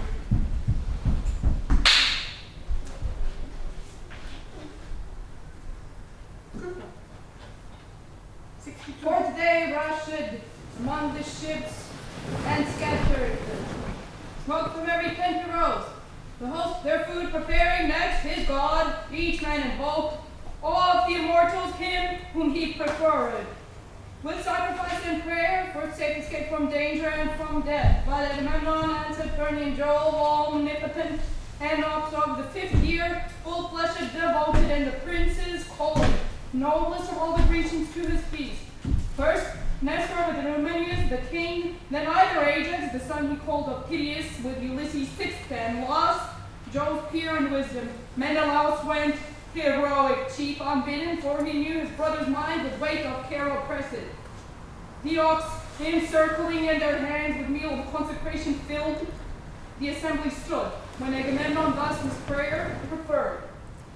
O Jove, most glorious, most great, our cloud collector, dwelling in the air, may not the sun set, nor darkness come on, before I have laid prostrate Priam's hall, blazing and consumed its gates with the hostile fire, and cut away Hector's coat of mail around his breast, split asunder with the brass, and around him many comrades thrown in the dust, seize the earth with their teeth. Thus he prayed, but the son of Saturn would not fulfill his prayer. He accepted the sacrifice, yet nonetheless increased their toil continually. When they had done praying and sprinkling the barley meal upon the victim, they drew back its head, killed it, and then flayed it. They cut out the thigh bones, wrapped them round into as a fat, and set pieces of raw meat on the top of them. These they burnt upon the spilt logs of firewood, but they spitted the inward meats and held them in the flames to cook. When the thigh bones were burned and they had tasted the inward meats, they cut the rest up small, put up the pieces upon spits, roasted them till they were done, and drew them off. Then when they had finished their work and the feast was ready, they ate it, and every man had his full share, so fat all were satisfied. As soon as they had had enough to eat and drink, Mr. Knight of Durini began to speak. Excellency, Lord Marshal Agamemnon, we shall do well to tarry here no longer. We officers in our cycle, let us not postpone the work of heaven put into our hands. Let criers among the Achaean men-at-arms muster our troops along the ships.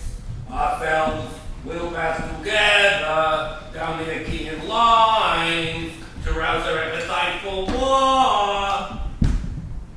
He spake, nor Agamemnon not complied. At once he bade his clear-voiced heralds call the Greeks to battle. They the summons loud gave forth, and at the sound the people thronged. And Agamemnon and the kings of Greece dispatchful drew them into order just, with whom Minerva Zorai did dance. The inestimable Aegis on her arm, immortal, unobnoxious to decay, 100 brave claws, 100 brave, close twisted, all of gold, each valued at 100 beams. Around the pendant fringed, she from side to side, her eyes cerulean rolled, infusing thirst of battle endless into every breath. War won them now, war sweeter now, to each them gales to waft them over ocean home as when some great forest fire is raging upon a mountain, As a fire upon a huge wood. The fires expanding as the winds arise, shoot their long beams and kindle half the skies. So from the polished arms and brazen shields, Aglini's splendor flashed along the fields. There were like great flocks of geese, or cranes, or swans on the plain above the waters of Cayster. Like the numerous nations of winged fowl of Greece, or cranes, or long-necked swans on the Asian mead. Lie naked, the Lord hovering all over Cayster's banks. Proud of their pinions fly, and in their fall lay out such throats, that with their spiritful cry, the meadow shrieks again. So here these many nationed men plowed over the Scamantrian field, from tents and ships the din was dreadful, and that the fleet of men and horse beat out of earth. And in the flourishing mead they stood, thick as the odorous birth of flowers on leaves bred in the spring. As countless as the leaves and blades of spring. Oh, thick as insects play, the wandering nation of a summer stay. Crowding thick and fast as the army swarms of flies seething over the shepherds' stalls in the first spring days with buckets flooded with milk. So the Grecians swarmed, and unassuming multitude o'er the plain, bright armed, high-crested, and athirst for war. So did the generals here and there marshal them to go to battle, and among them Commander Agamemnon, resembling, as to his eyes and head, the thunder-delighting Jove. Zeus, As to his middle, Mars, Ares, and as to his breast, Neptune. Lord Poseidon, great bull in his majesty towers supreme amid a grazing herd, so, on that day, Zeus made the son of Atreus tower over his host, supreme among them. Thank you.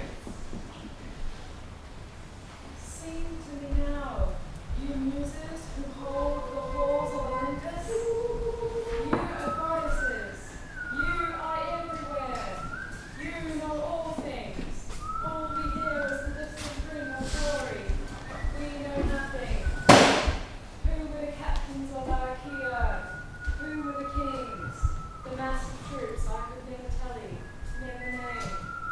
Not even if I had 10 tongues and 10 mouths. A tireless voice and a heart inside me bronze. Never unless you muses of Olympus, daughters of Zeus, whose shield is rolling thunder. Sing, sing in memory, all who gathered under Troy. The princes then and navy that did bring those so innumerable troops and all the soils I sing.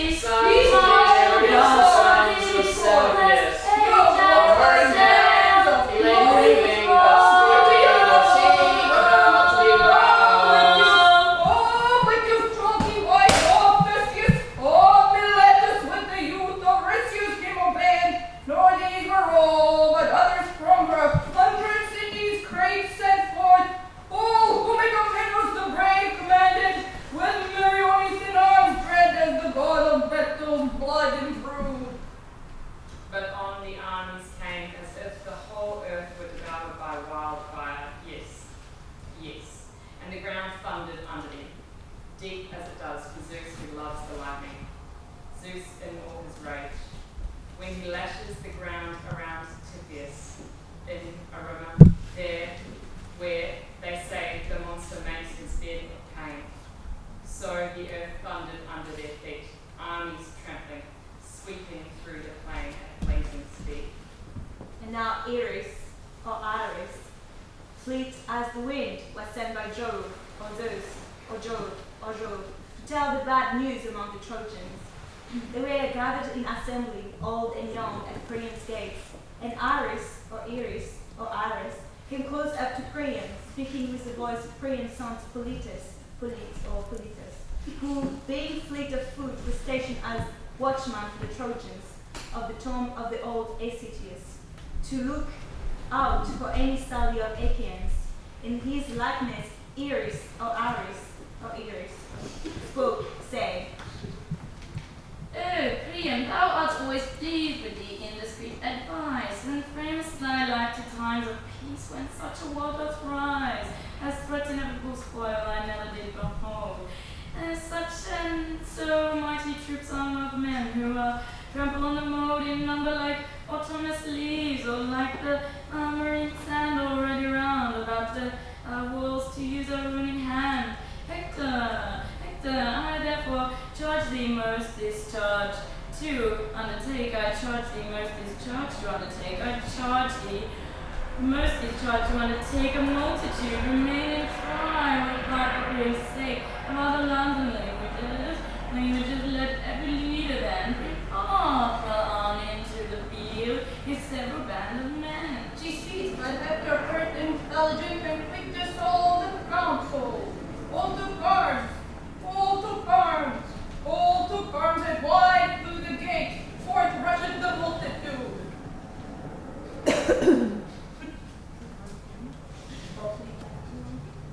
Now there is a certain lofty mound before the city, far and plain that may be run round, which men indeed call Patea, but the immortals and the tomb of nimbly springing Marina. There the Trojans and their allies were then marshaled separately. First, O Hector, with his army, let me make the Trojans! Ransom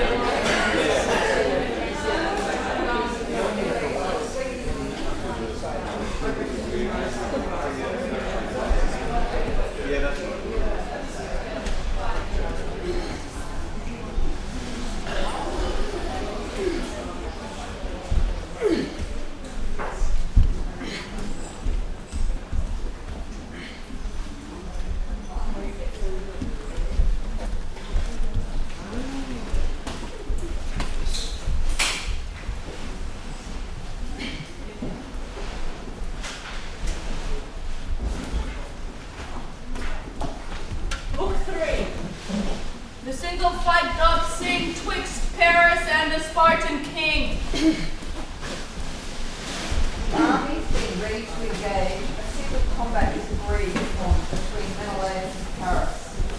by the intervention of Hector for the determination of the war. Iris is sent to call Helen to behold the fight.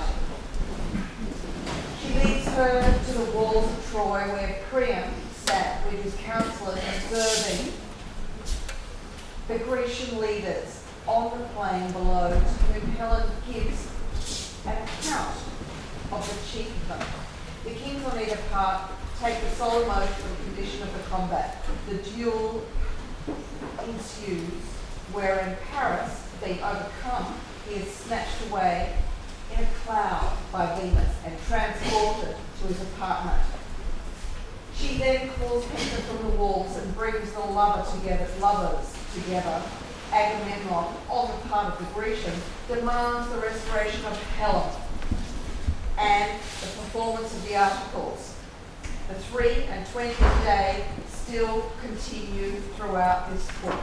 The scene is sometimes in the fields before Troy and sometimes in Troy itself.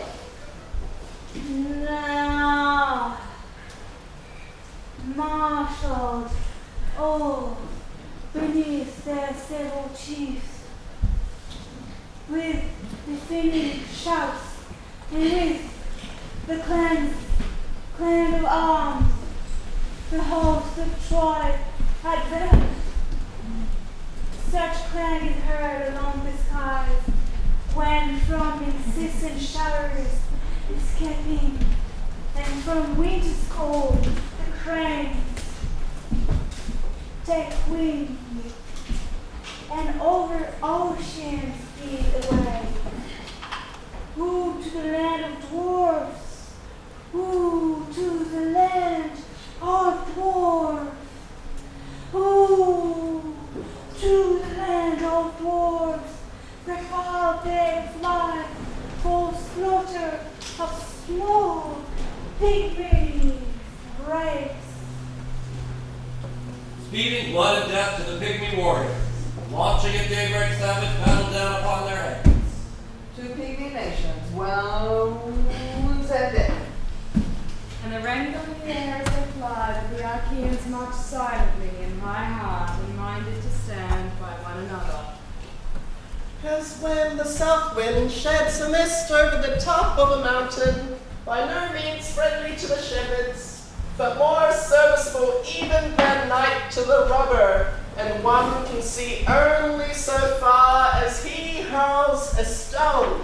Such darkness from the Greeks' swift feet made all of dust did rise. So wrapped in gathering dust, the Grecian train, a moving cloud, swept on and hit the plain. Now, front to front, the hostile armies stand, eager of fight, and only wait command. When to the van, before the sons of fame, whom Troy sent forth, the beauteous Paris came. Alexandrus, wearing a cowl of leopard skin, a bow hung on his back, a long sword at his hips. With two spears capped in pointed bronze, he shook them and called out to the best men of the Argives to meet him in the melee, face to face.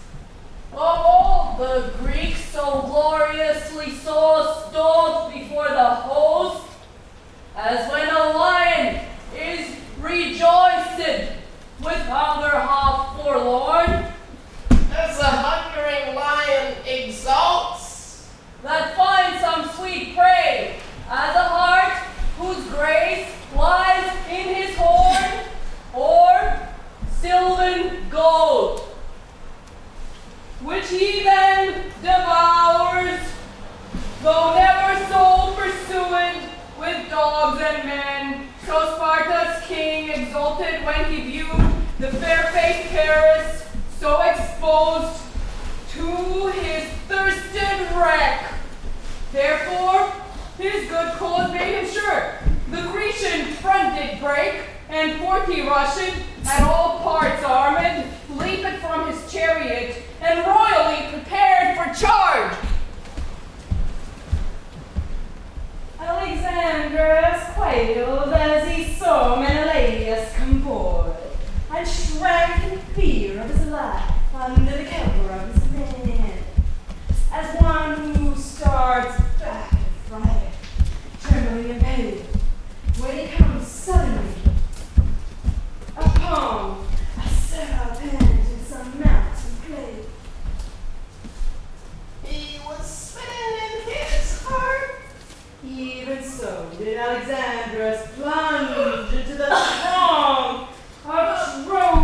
warriors terror-stricken at the sight of the sun of Asia.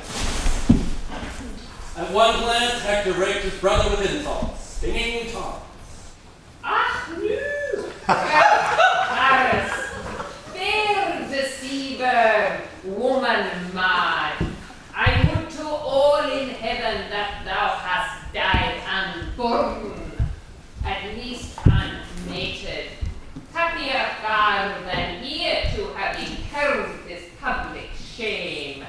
Well may the Grecians taunt and laughing aloud applaud that champion.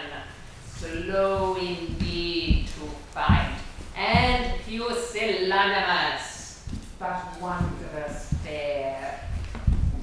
Wast thou as timid, tell me, when those thy loved companions in that famed exploit, thou didst consort with strangers, Trafficked with outlanders, And mangled with foreigners. and convey from distant lands a warrior beauteous bride to be thy father's and his people's curse. Joy to our foes, but to thyself reproach. Behold her husband. Darest thou not to face the warlike prince? Now learn how brave a cheek thou hast defrauded of his blooming spouse. Thy lyre, thy locks, thy person, spacious gifts of partial Venus will avail thee not. Once mixed by men allow us with the dust. But we are base ourselves, or long ago for all thy numerous mischiefs thou hadst slept secure beneath a coverlet of stone. and Paris, magnificent as a god, replied, "'Tis just, my brother, what your anger speaks, but who like thee can boast a soul sedate, a soul sedate? You are just so hard. So hard. You are just so hard. Super hard. Hard as.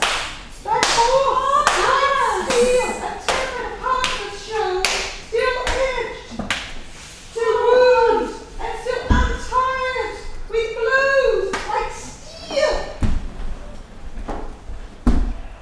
Uplifted by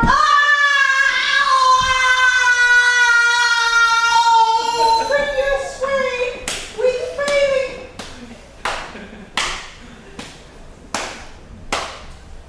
Woods to strew the wasted plain.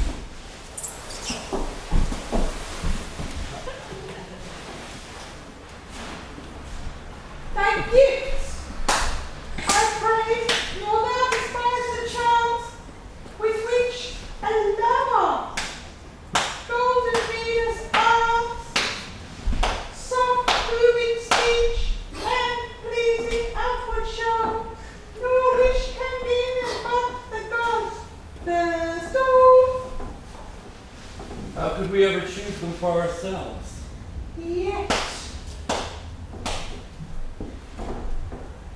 wouldst thou have the proper combat stand, the Greeks had drawn the seat on either hand, and let a midway space our hosts divide, and on that stage of war the cause be tried, and on the my Paris, there the Spartan king he fought, of beauty and talent, and the wealth he brought, and who his rival can even unsubdue, his big affair, and his the treasure true. Thus for the lasting league, your toils may cease, and Troy possess her fertile fields and peace. This, thus may the Greeks review their native shore, much famed for generous steeds, for beauty more,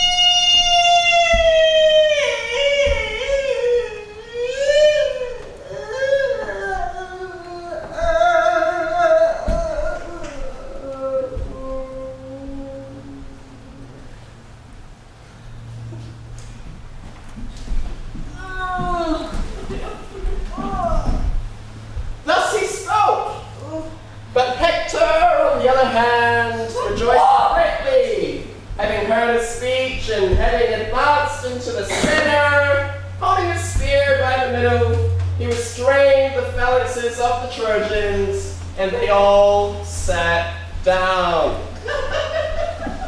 Against him, the waving-haired Achaeans were directing their bows and taking aim. We're going to hurl with shafts and with stones. But Agamemnon, he, the king of men, exclaimed aloud, Hold on! Argives men don't shoot. This means he has in mind some proclamation.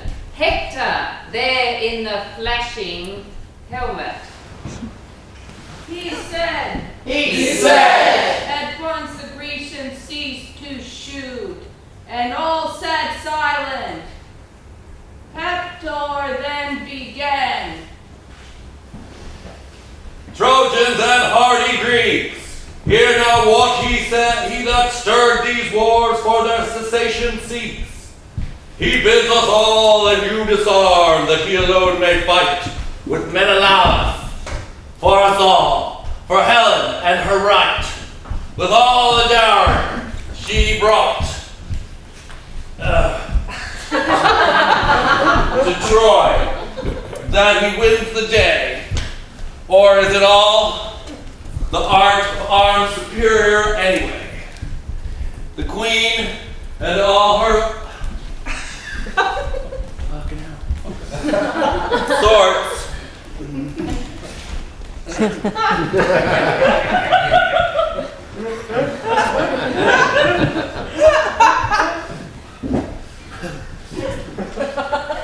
of wealth, let him at will enjoy. Those are my balls.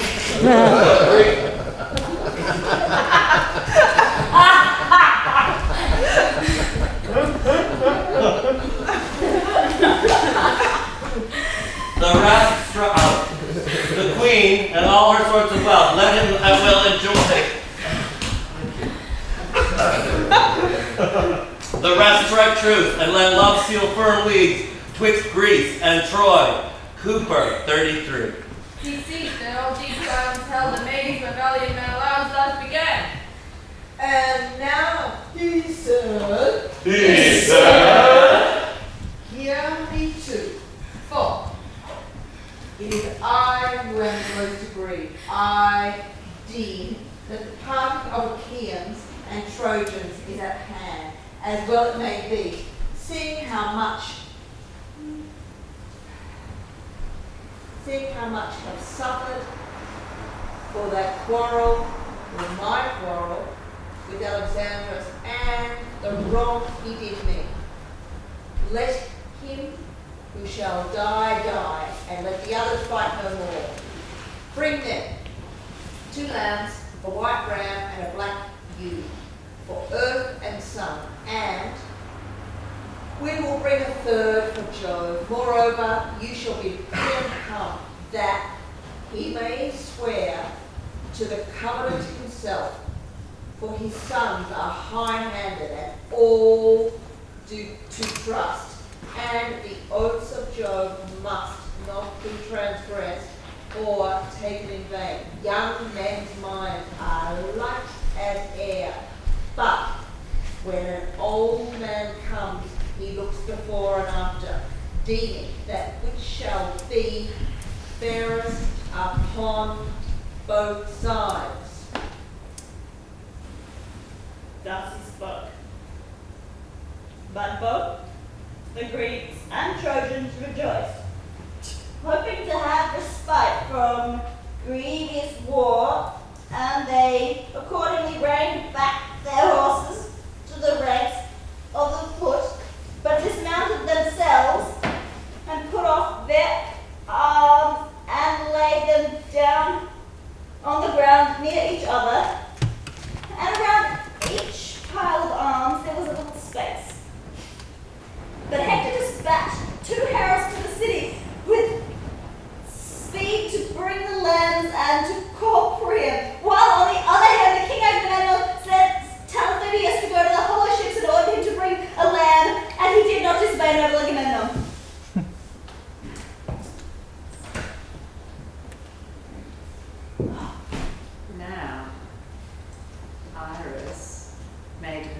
away to inform the Lady Helen, appearing as her sister-in-law, Laodice, loveliest of Priam's daughters, and the wife of Hyllicaon, a son of Lord Antenor. She found her weaving in the women's hall a double violet stuff, whereon inwoven were many passages of arms by Trojan horsemen and Achaeans made in bronze. Trials bred for her sake at the war god's hands. Approaching her, swift Iris said, "Approach and view the wondrous indoors, each hardy Greek and valiant Trojan knight, so dreadful late and furious for the fight, now rest their spears, or lean upon their shields, seized in the war, and silent all the fields. Paris alone, Paris alone, and Sparta's splendid bands in single fight to toss the beamy lands, each met in arms. The fate of combat tries thy love the motive, and thy charms the thighs.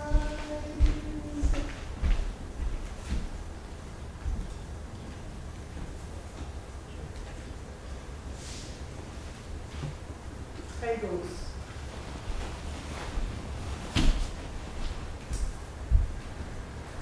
And with those words, the goddess filled her heart with yearning warm and deep for her husband long ago, her city and her parents. Quickly clothing herself in shimmering linen, out of her room she rushed, live tears welling.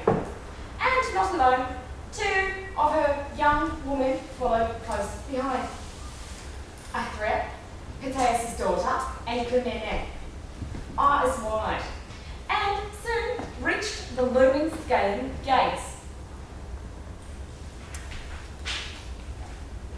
The two sages, Eucalagon and Antenor, elders of the people, were seated by the Seine gate, and Prime, Pantheus, Thermotes, Lampus, Platus, Ication, and the race of Mars. These were too old to fight, but they were fluent orators and sat on the tower like cicadas. Which, in the woods, sitting on a tree, Such the leaders of the Trojans at that time were sitting in town. When they saw Helen coming to the tower, in a low tone they addressed each other these winged words. What man can blame the Greeks and Trojans to endure for so admired a dame? So many miseries and so long.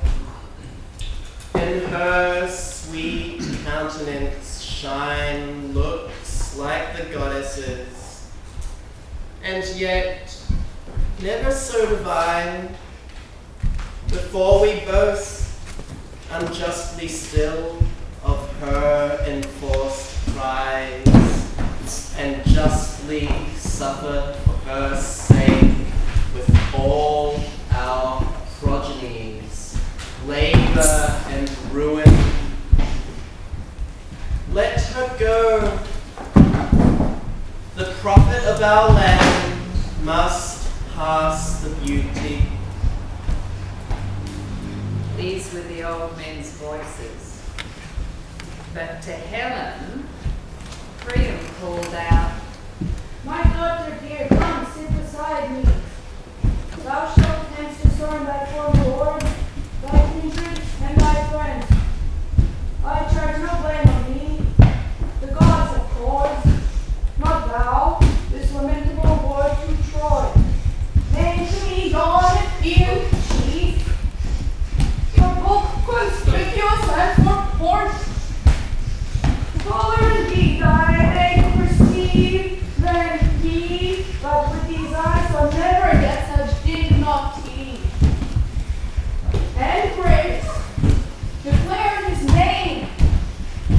Some royal chief he seems.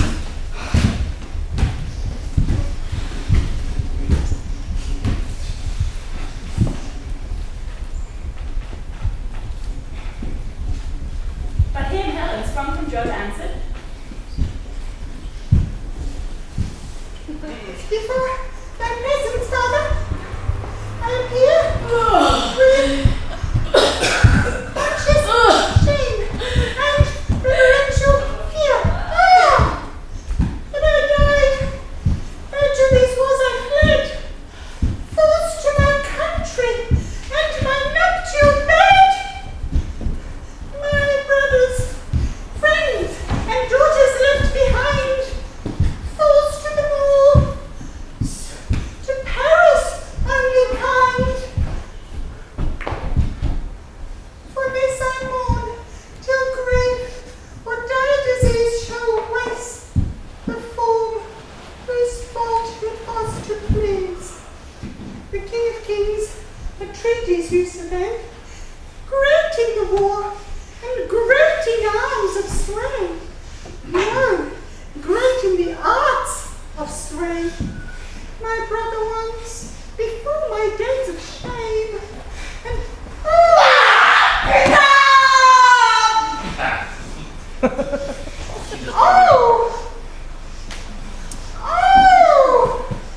but still it bore a brother's name.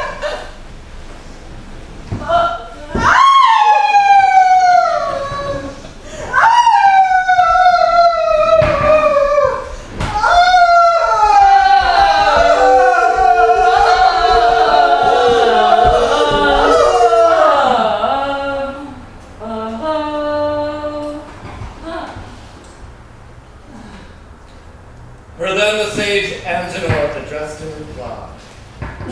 Bagels. Straight to the point, my lady, very true. Once in the past he came our way, King Odysseus, heading the embassy they sent for your release. Together with Menelaus dear to Ares, I hosted them. I treated them warmly in my halls, and learned the ways of both their strategies, their traits. Now when they mingled with our Trojans in assembly, standing side by side, Menelaus' shoulders, mounted over his friends in height and spread. When they both were seated, Odysseus looked more lordly. But when they spun their appeals before us all, Menelaus spoke out quickly, his words racing, few but clear as a bell, nothing long-winded or off the mark. Though in fact the man was younger. But when Odysseus sprang up, the famed tactician would just stand there, staring down, hard, his eyes fixed on the ground, never shifting his scepter back and forth, clutching it stiff, and still like a mindless man. You'd think him a sullen fellow, or just a plain fool. But when he let loose that great voice from his chest, then no man alive could rival Odysseus. Odysseus, we no longer gazed in wonder.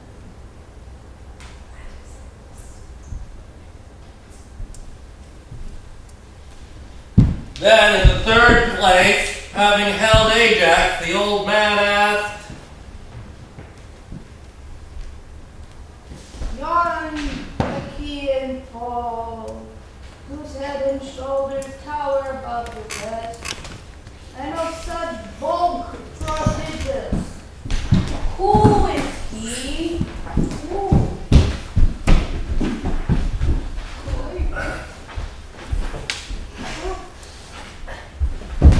Ajax the Great, the beauteous queen replied. Himself the host, the Grecian strength and pride. See, behold the ignominious superior towers, amid your circle of his Grecian powers. Greatest God, I saw him once before, with Menelaus on the Spartan shore. The rest I know and could in order name, all valiant chiefs and men of mighty fame. Yet two are wanting of the numerous train, whom long my eyes have sought, but sought in vain. Castor and Pollux first in martial force, one bold on foot and one renowned for horse. My brothers these, the same our native shore. One house contained us, as one mother bore. Perhaps the chiefs from warlike toils at ease, for distant Troy refused to sail the seas. Perhaps their swords some nobler quarrel draws, ashamed to combat in their sister's cause.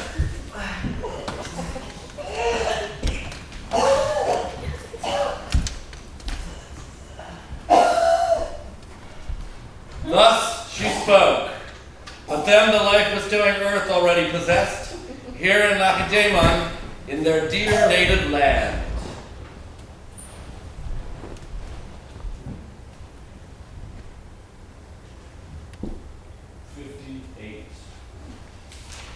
Meanwhile, by lane and wall the criers came, with sacrificial sheep, and bearing wine that warms the heart. Gift of the vineyard ground, a goat skin, ponderous with wine. And one, Idalos, carrying golden goblets and a wine bowl shining, reached the side of the aged king and called upon him. Son of Laomedon, the princes of the Trojans and the Achaeans bid you come down on the plain and swear to a solemn covenant. Alexandros and Menelaus are to fight for Helen in single combat, that she and all her wealth may go with him who is the victor.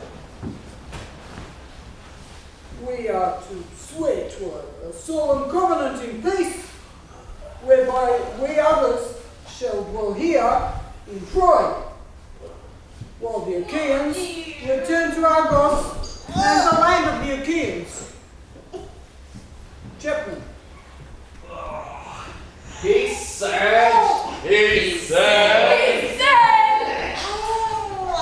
and Priam's ancient joints, the chill fear did shake, yet instantly he had his men and his chariot ready make, which soon they did, and he ascends, he takes the reins, and guides calls, who instantly mounts to his royal side, and through the Scian ports to field, the swift foot horse they drive, and when on them the Troy and Grecians, the aged lords, arrive from course, on Troy's well-feeding soul, twixt both the hosts they go, when straight up rose the king of men,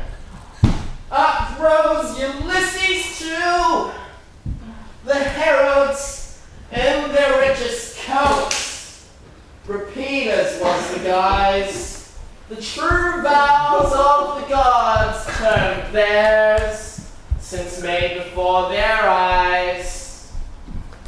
Then in a cup of gold they mix the wine that each side brings, and next pour water on the hands of both the kings of kings, which done, Atreides drew his knife, that evermore he put within the large sheath of his sword, which away he cut the wool from both fronts of the lambs, which, as a rite and use of execration to their heads that break the plighted truce, the heralds of both hosts did give the peers to birth, and then with hands and voice advanced to heaven, thus prayed the King of Men.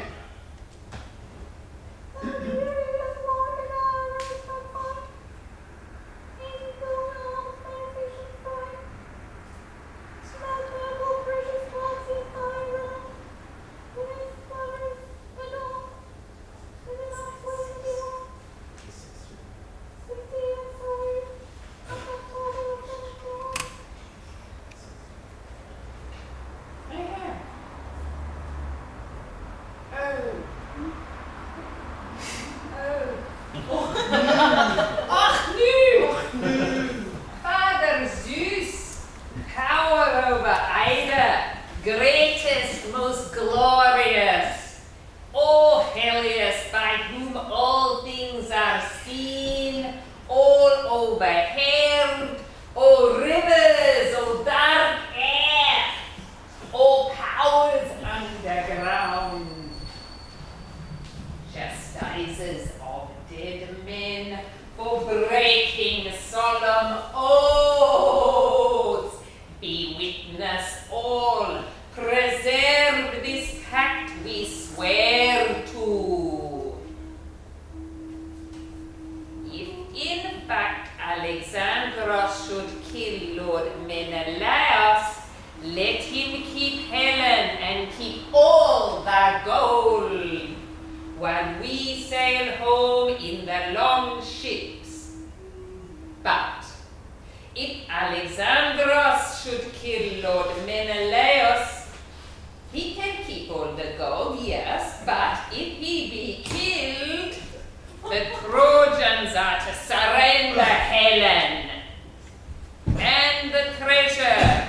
Moreover, they must pay a tribute due the Argives now, renew to their descendants. In the event that Priam and his sons refuse this, though Alexandros be killed, then I shall stay and fight for my indemnity until I come upon an end to war. As he spoke, he drew his knife across the throats of the victims and laid them down, gasping and dying upon the ground, for the knife had reft them of their strength. Then he poured wine from the mixing bowl into the cups and prayed to the everlasting gods, saying,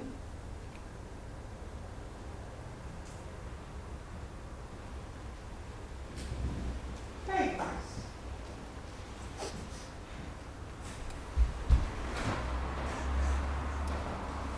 Zeus, God of greatness, God of glory, all ye immortals which contenders trample on this treaty first spill their brains on the ground as this wine spills, theirs, their children's too, their enemies'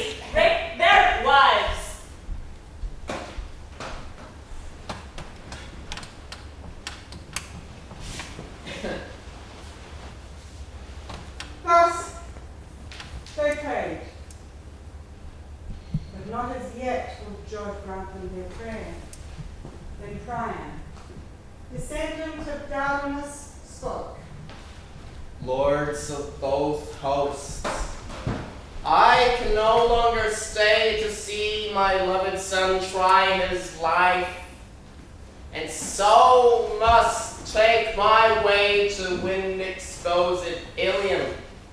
Jove yet and heaven's high states know only which of these must now pay tribute to the fates.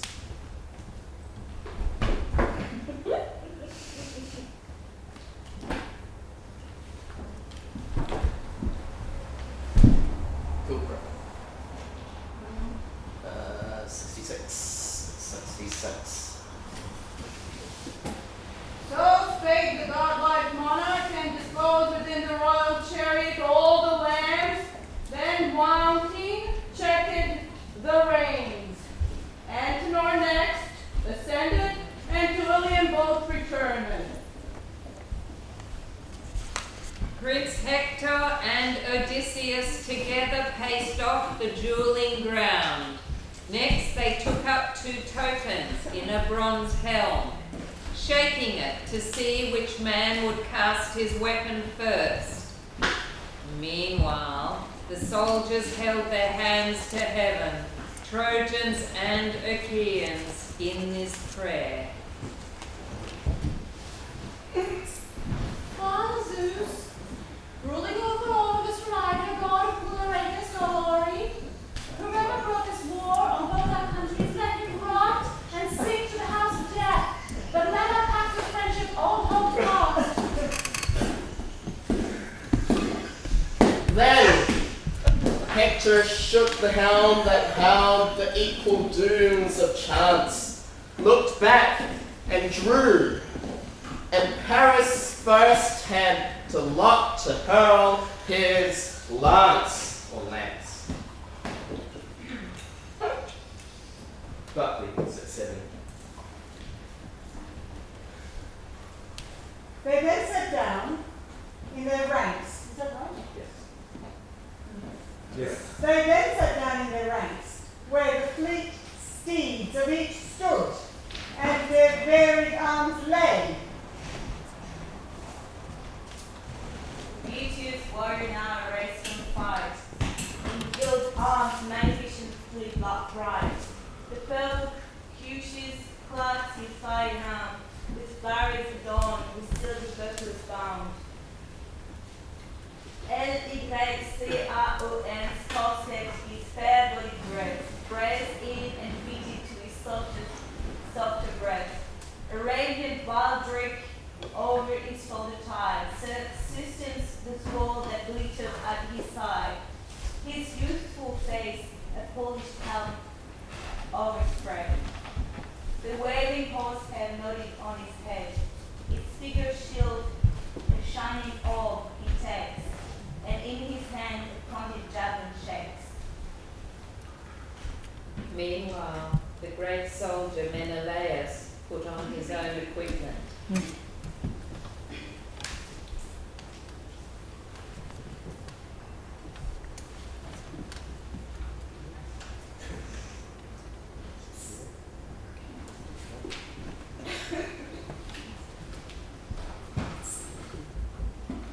When they had thus armed each amid his own people, they strode, fierce of aspect, into the open space, and both Trojans and Achaeans were struck with awe as they beheld him.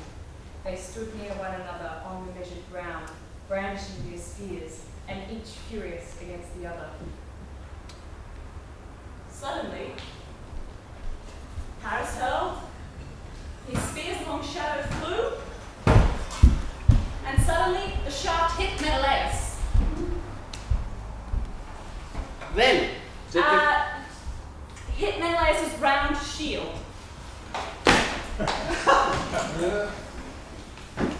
Full center, not counting through. The brazen point bent back in the tough armor. Then did the second combatant apply him to his spear, where'er he threw, and he thus besought Almighty Jupiter. King over all, now grant me to avenge my wrongs on Alexander. Now subdue the aggressor under me. That men unborn may shudder at the thought of fate abused, and hospitality with rape repaid.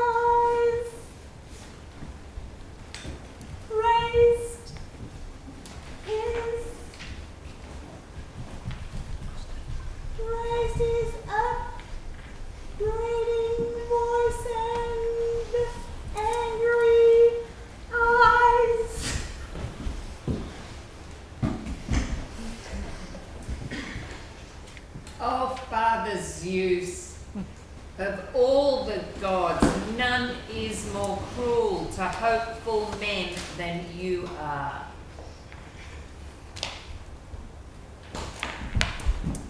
I thought to make Alexandrus pay for his crime. And what luck have I had? My spear slipped from my grip in vain. I missed him, and now my sword is shattered in my hand.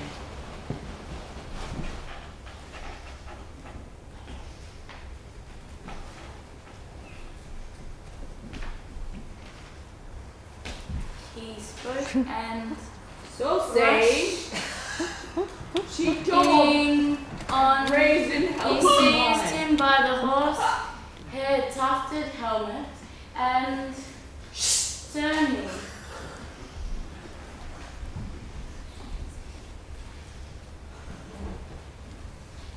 He began to drag him to the well-breathed Greeks, but the richly embroidered band under his tender throat was choking him.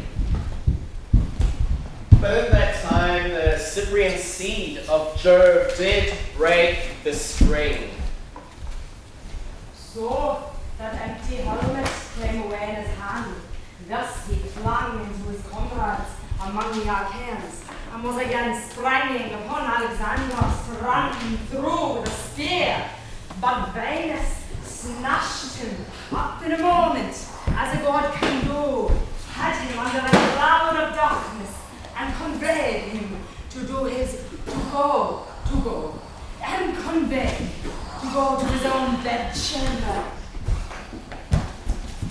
She gently set him down and went for Helen, whom she found in Skia's utmost height, to which whole swarms of city dames had climbed to see the sight. To give her errand good success, she took on her the shape of the Dame Greya, who was brought by Helen in her rape from the demon, and had trust in all her secrets still, being old, and had of all her maids the main bent of her will, and spun for her finest wool. Like her, Love's empress came, pulled Helen by the heavenly veil, and softly said, 83 poets.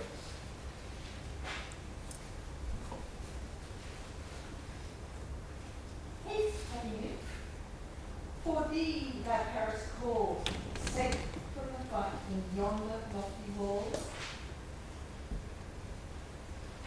There is a god, with odours round him spread. He lies and waits thee on the well-known bed, not like a warrior parted from the foe, but some gay dancer in public show. So strange. She tumbled through to Helen's mind, yet soon as by her symmetry of neck, by her love-killing breast, and luminous eyes, she knew the goddess, her she doth bespake. Oh, immortal madness, why do you have this craving to seduce me? Am I to be transported even farther eastward into some Phrygian walled town, or into Melui, if you have there some other mortal friend? Is it because Menelaus has beaten Alexandros, and, hateful though I am, would take me home? Is that why you're here, in all your cunning? Go. Go. Take your place beside Alexandros. Lead the bright paths the gods take over heaven, and walk no more about Olympus. Be unhappy for him. Shield him, till at last he marries you, or, as he will, enslaves you. I shall not join him there. It would be base if I should make his bed luxurious now. There will be such whispering among the Trojans, as though I had not pain enough to bear. To whom the form sprung goddess thus incensed, Obey the path, don't do thy glory bright, should Venus leave thee. Every charm must fly, fade from thy cheek and languish in the eye. Cease to provoke me, lest I make thee more the world's aversion than their love before. Now the bright prize for which mankind engaged, then the sad victim of the public grave. So she threatened, and Helen, the daughter of mighty Zeus, was terrified. Shrouding herself in glinting silver robes, she went along in silence. None of the women saw her go. The goddess led the way.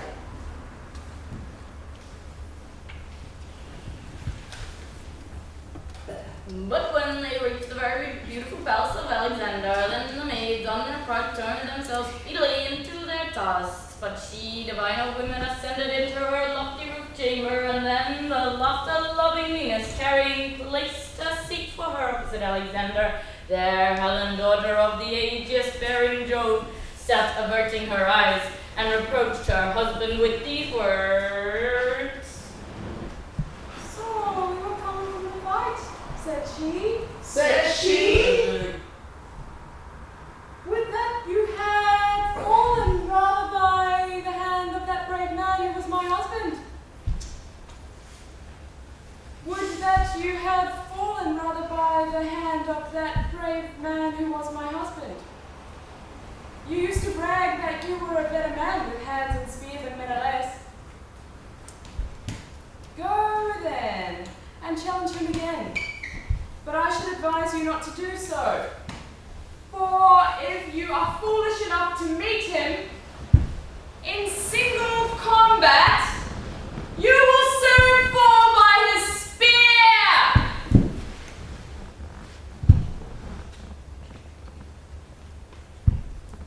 But Paris replied at once to Helen's challenge. Pray thee, woman, cease to chide and grieve me thus. Disgraces will not ever last. Look on their end, on us. Will other gods at other times let fall the victor's wreath, as on him Pallas put it now? Shall our love sinketh beneath the hate of fortune? In love's fire, let all hates vanish. Come, love never so inflamed my heart. No, not when bringing home thy beauty so delicious cries. On Crenae's blessed shore I longed for and enjoyed thee first. He led the way to bed. His wife went with him. And now, while the two made love in the large carved bed, Menelaus stalked like a wild beast. Menelaus roamed the ranks like a wild beast. Up and down Like the a lines. lion! Up and down the lines. Where could he catch a glimpse of magnificent Paris? Where could he catch a glimpse of magnificent Paris?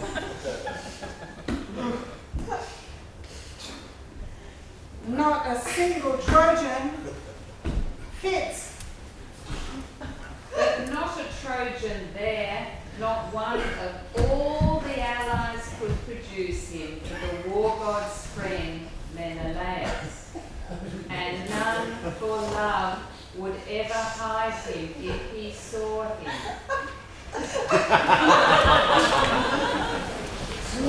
Amidst them all then spake the king of men. Hear me, ye men of Troy, ye Dardans and the rest, whose powers you and their aids employ the conquest on my brother's part. Your discern is clear.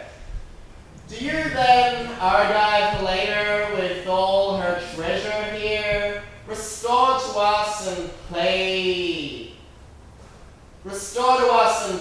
the mote that by your vows is due?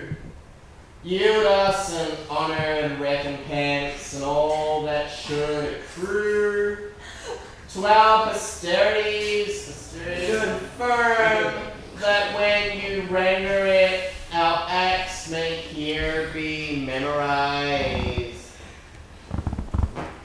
So spake Atrides and Achaea's host, with loud applause confirmed the monarch's claim.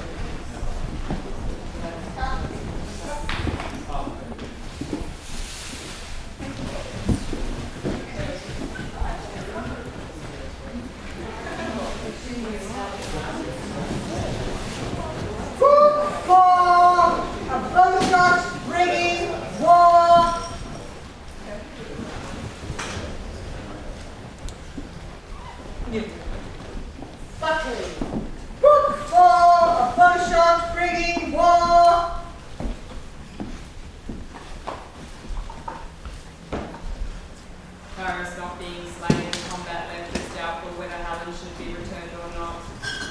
But Juno exerts a promise from Jove of the final destruction of Troy. Minerva then persuades Pandarus to break the truce by aiming an arrow at Menelaus.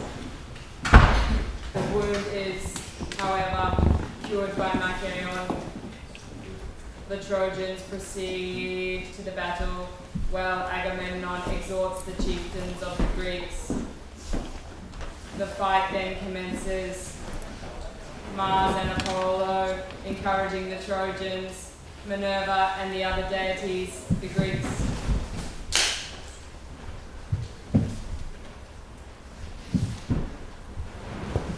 And now Olympus's shining gates unfold.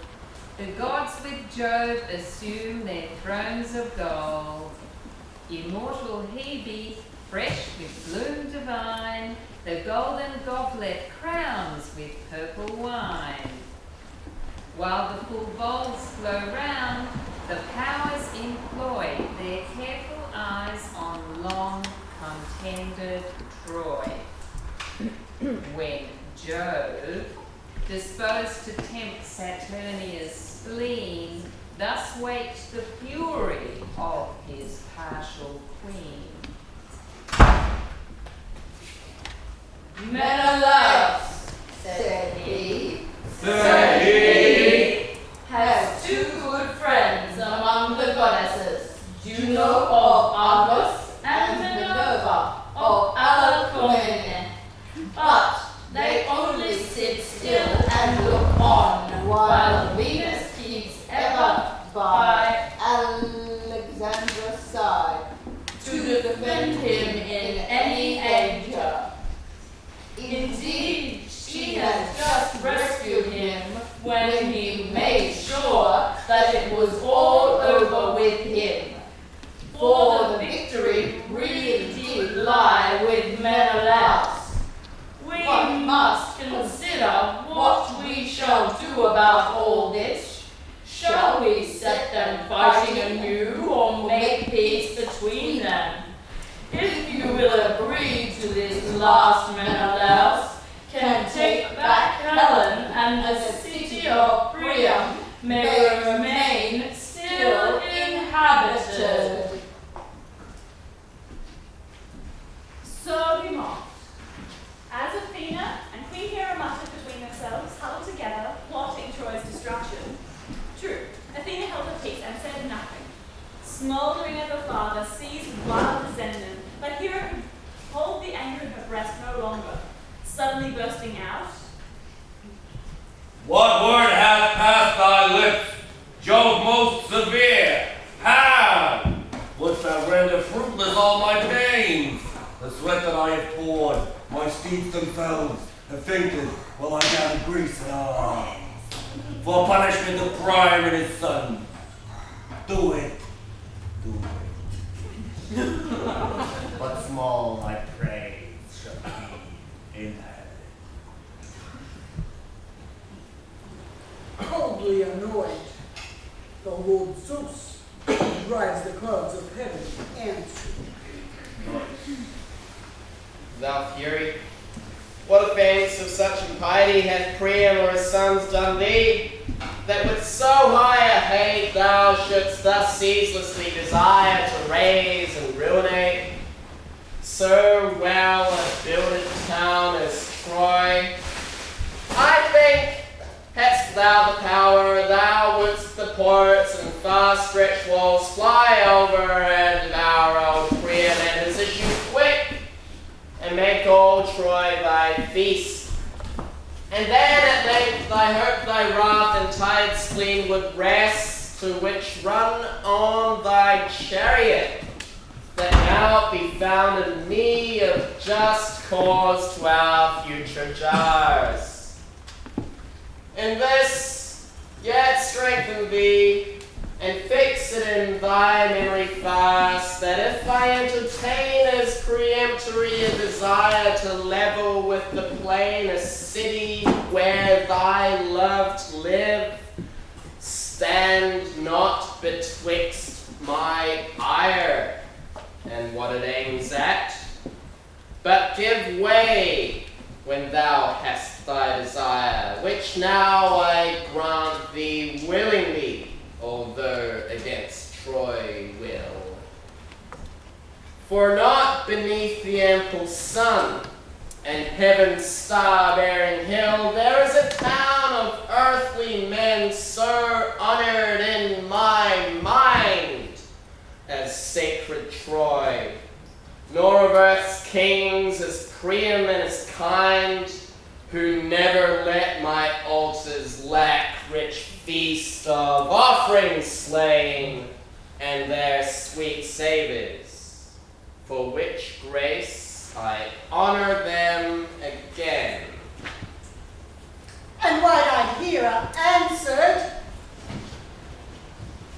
There are three cities indeed most dear to me, Argos and Sparta, and wide-eyed Mycenae. Destroy there wherever they become hateful to thy soul. In behalf of these I neither stand forth, nor do I grudge them to thee. For even were I to grudge them, and not suffer thee to destroy them, by grudging you I avail nothing, since thou art much more powerful, and yet it becomes thee to render my labour not fruitless. For I am a goddess. Yes, you are. And thence my race whence thine, and wily Saturn begat me, very venerable on two accounts, both by my parentage and because I have been called thy spouse. Moreover, thou rulest among the immortals. But truly, let us make these concessions to each other, I on my part to thee, and thou to me. And the other immortal gods will follow. Do thou without delay bid Minerva go to the dreadful battle din of the Trojans and Greeks, and continue that the Trojans may first begin to injure the most renowned Greeks, contrary to the leagues. This way Hera prompted him, and the father of gods and men complied by saying briskly to Athena,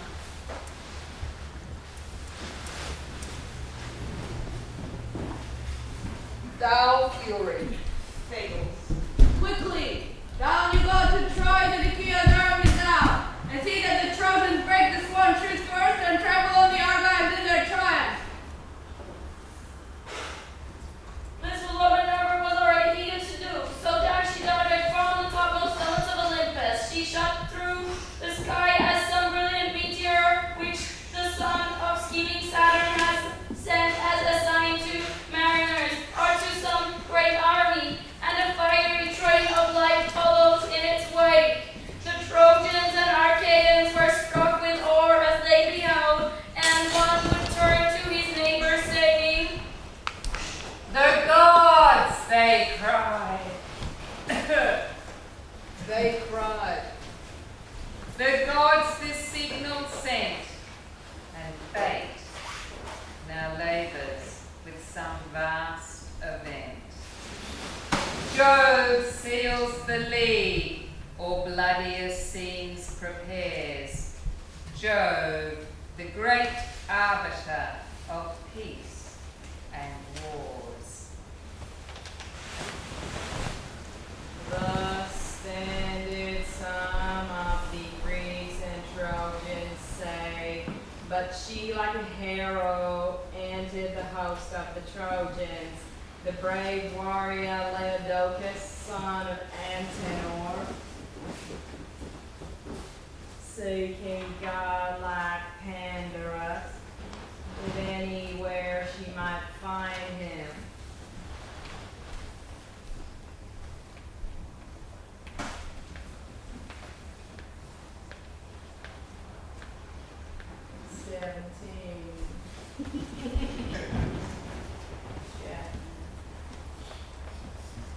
a man that being bred out of a faithful family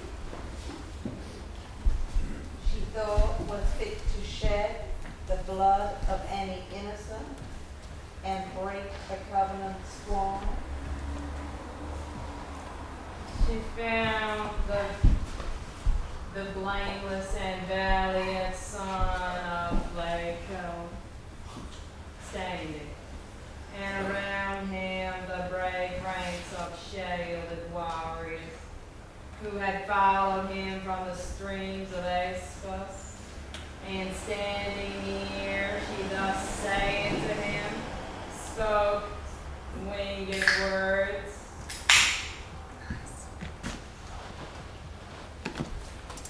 Son of Lycaon, Son of Lycaon, I have,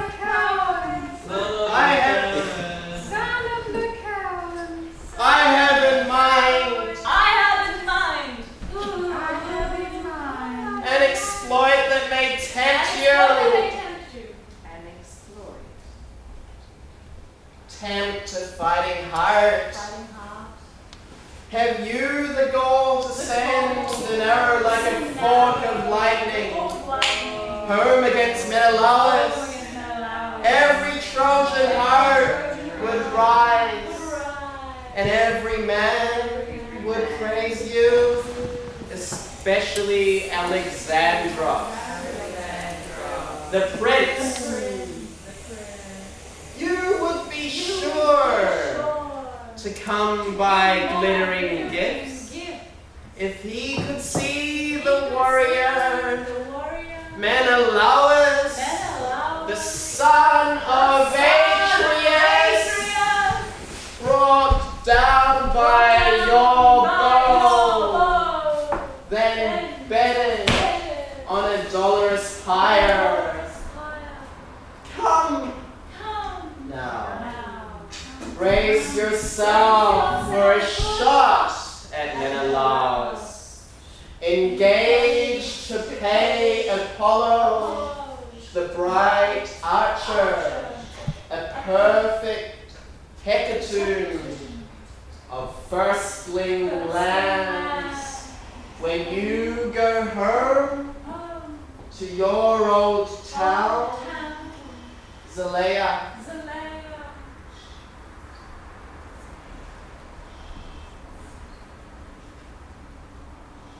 So Pallas spake to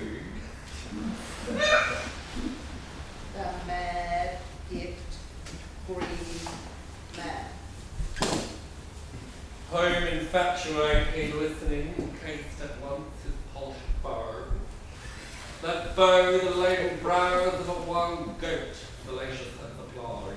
Him on a day forth issuing from his cave in an ambush placed. He wounded with an arrow to his breast, dispatched, and on the rock supine fell. Each horn had from his head tall grew the chain. Full 16 poles, then shade smooth, and up the joy and tipped the points of gold.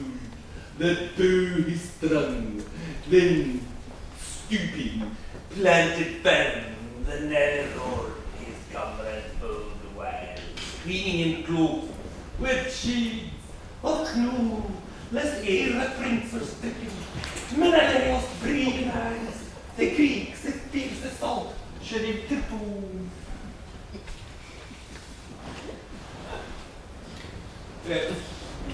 he bared his quiver top and drew a feathered arrow. Unflown, full-fledged, and barbed with pangs of death, Smoothly on the string he fitted the sharp arrow. and vowed to Lycian Phoebus, bow renowned, a hecatomb, all firstlings of the flock. To fair Zalaeus' walls, once safe restored, compressing next nerve and notched arrowhead, he drew back both together to his pack. Not the pope. Drew home the nerve, the barb hung to his bow. And when the horn was curved to a wide arch, he twanged it. He twanged it! He twanged it! The whipping strings sang, and the arrow whizzed away, needle sharp, vicious, flashing through the crowd. But you, Menelaus, the blessed deathless gods did not forget you. Zeus's daughter, the queen of fighters, first of all, she read you, skew the tearing shaft, flicking it off your skin as quick as a mother flicks a fly from a baby sleeping softly. So from her babe, when slumber steals the eye, the watchful mother wafts the envenomed fly, just where his belt with golden buckles join, where linen both the double costlet line.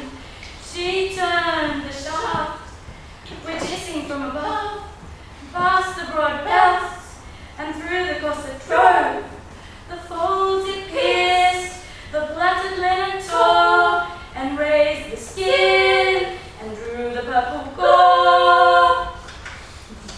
As when some woman of Meonia or Caria strands purple dye onto a piece of ivory that is to be the cheek piece of a horse, and is to be laid up in the treasure house. Many a knight in pain to bear it, but the king keeps it as an ornament of which both horse and driver may be proud of. Even so, O Menelaus, where your shapely thigh and your legs down to your fair ankles stained with blood. Then a man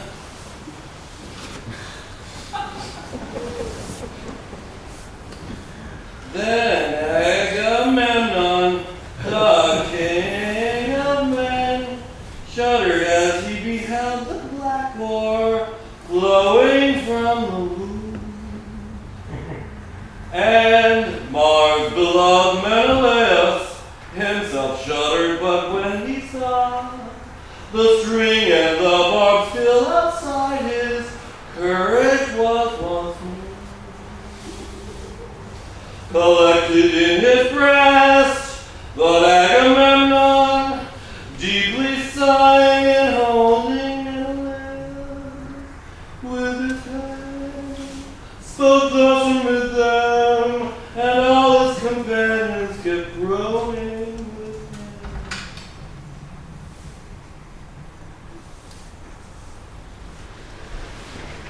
I swore thy death, my brother, when I swore this truce, and set thee forth in sight of Greeks and Trojans, our sole champion. For the foe hath trodden underfoot his sacred oath, and stained it with thy blood. But not in vain. The truce was ratified. The blood of lambs poured forth, libation made, and right hands joined in holy confidence. The wrath of Jove may sleep, but will not always. They shall pay dear penalty. Their own obnoxious heads shall be the marked. their children, and their wives, for this I know. Know surely that a day shall come when the warlike king of Ilium and his host shall perish, all.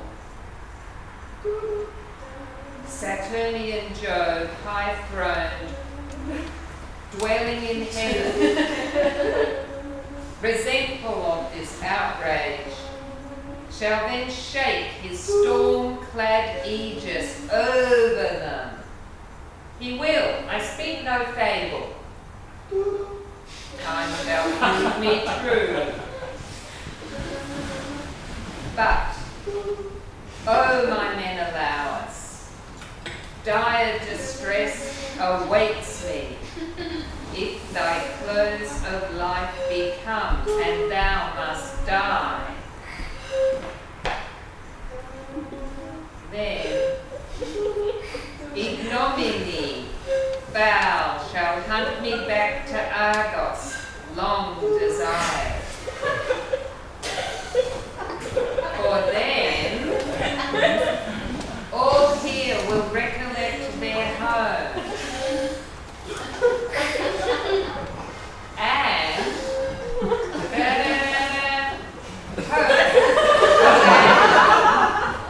will Helen yield to be the boast of Priam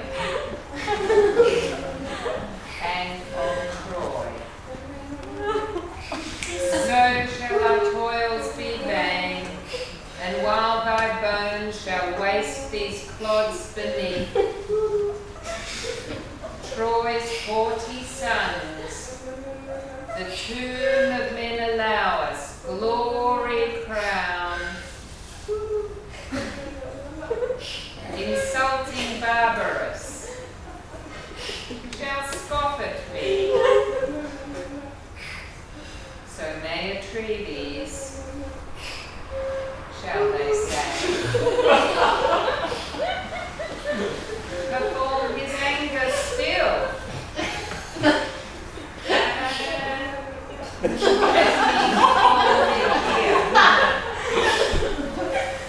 Whither he led an unsuccessful host, whence he hath sailed again without the spoils, and where he left his brother's bones to rot, so shall the Trojans speak. Then open earth her mouth and hide me in her deepest gulfs. But red-haired Menelaus said, Would that it were so, O beloved Menelaus, but the physicians shall probe the wound and apply a remedy which may ease them of thy acute pain. Then Agamemnon said, Chapman, 34. I just read 35. Let's go back.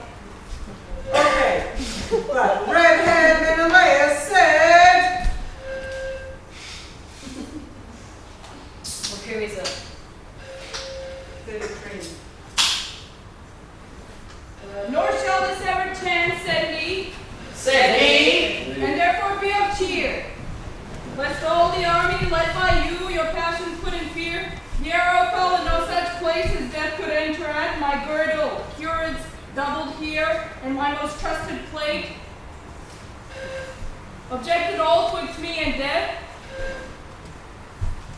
The shot scarce, piercing wide. then Agamemnon said, Would that it were so, O beloved Menelaus, but the physician shall probe the wound and apply remedies which may ease thee of thy acute pain. he turned and spoke out to Talthybius the crier. Haste, call hither quick the son of Asclepius, leech renowned, the Prince Picaion. Bid him fly to attend the warlike chief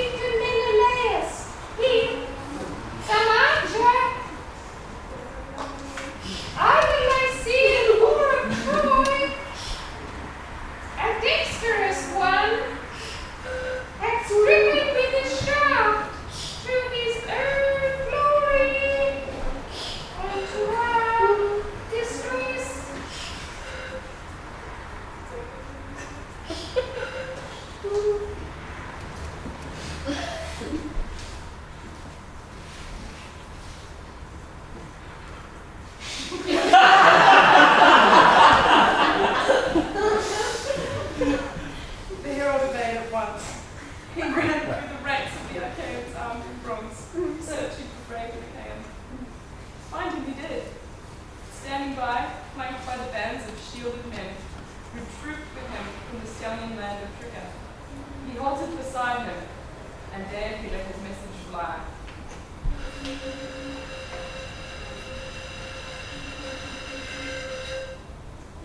Son of R-E-S-C-U-L-A-P-I-U-S.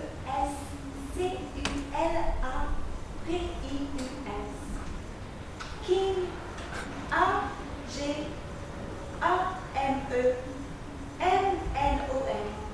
says you are to come and see M-E-N-O-L-A-S. Son of Colossus, King Agamemnon says you are to come and see Menelaus immediately. Some Trojan. Some Trojan or L-Y-C-E-R-N. Archer wanted him with an arrow to our dismay and to his own great glory.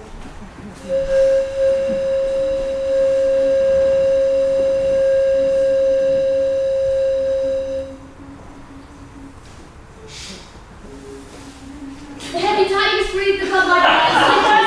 Through the ranks he ran. The dauntless king yet standing firm he found, and all the chiefs in deep concern around. Yes, to the steely point the reed was going, the shaft he drew, but left the head behind. Straight the board felt with gay embroidery grace. He loosed the corselet. Whoa! He loosed the corselet.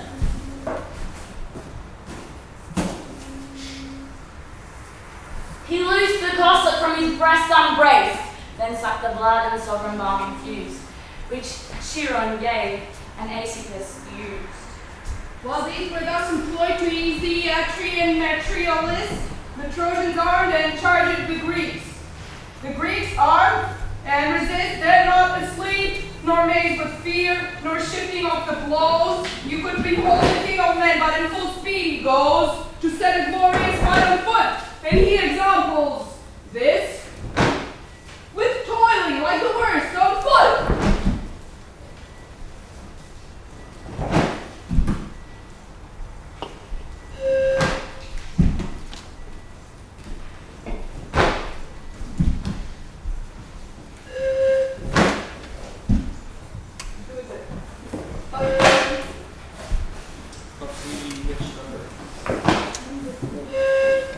He left his steeds indeed, and his brass variegated chariot. With these his servants Eurymedon, son of Ptolemaeus, the son of Piraeus, held upon panting.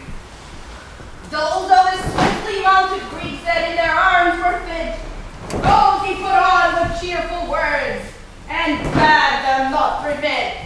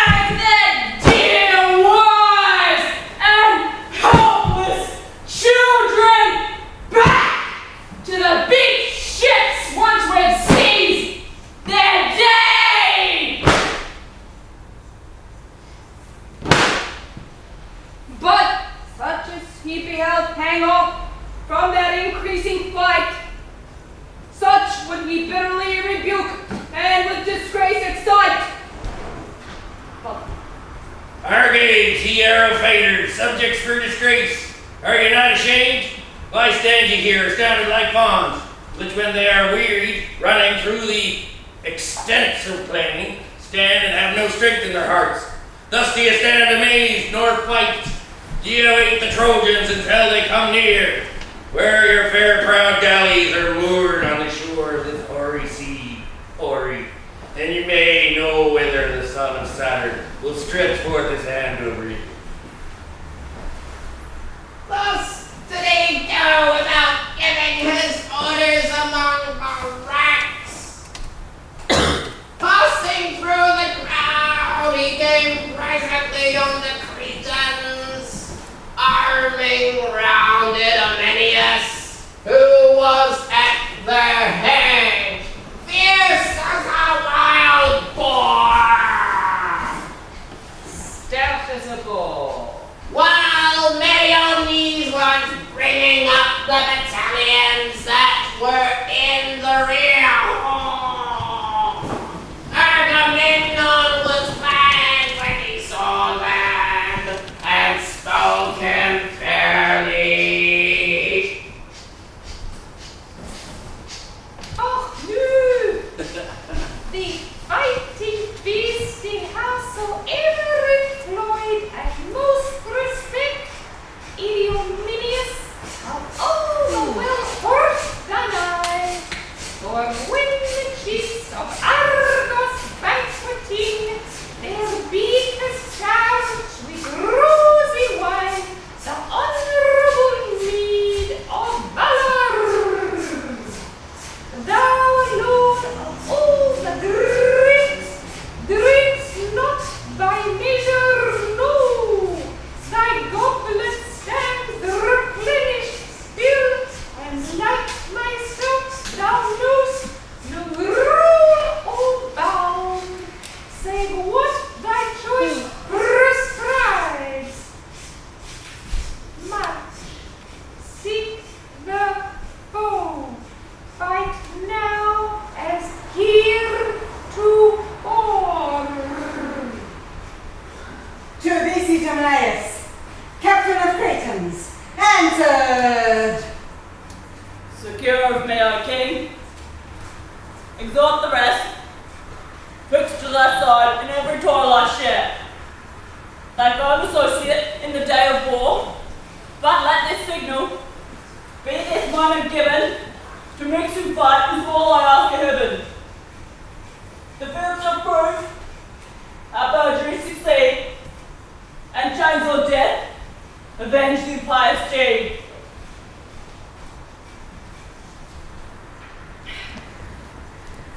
Hearing that, the son of Atreus strode on, elated and making way for the crowds of troops encountered too good Ajax.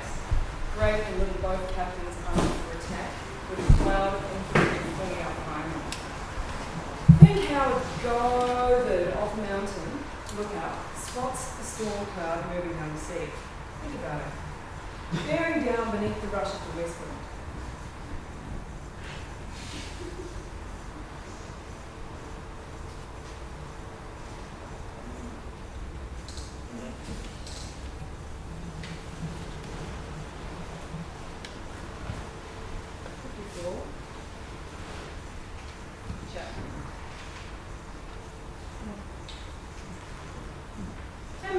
It sees a building black as pitch. Black as pitch. Blacker. Weaving the whitecaps, full hurricane fury. The herdsman shows to see it. Drives his flocks to a cave. So dense the battalions group behind the two entities. Packed, massed with hardy fighters dear to the gods. Battalions black, and bristling shields and spears. Fighters sweeping into the breaking storm of the war. And King Agamemnon, thrilled to see that sight, sped them on with a rousing flight of praises.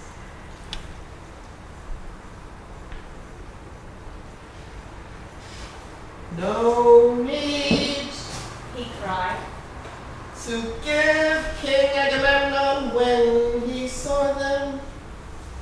no need He cried. to give orders, to set leaders of the Argives as you are.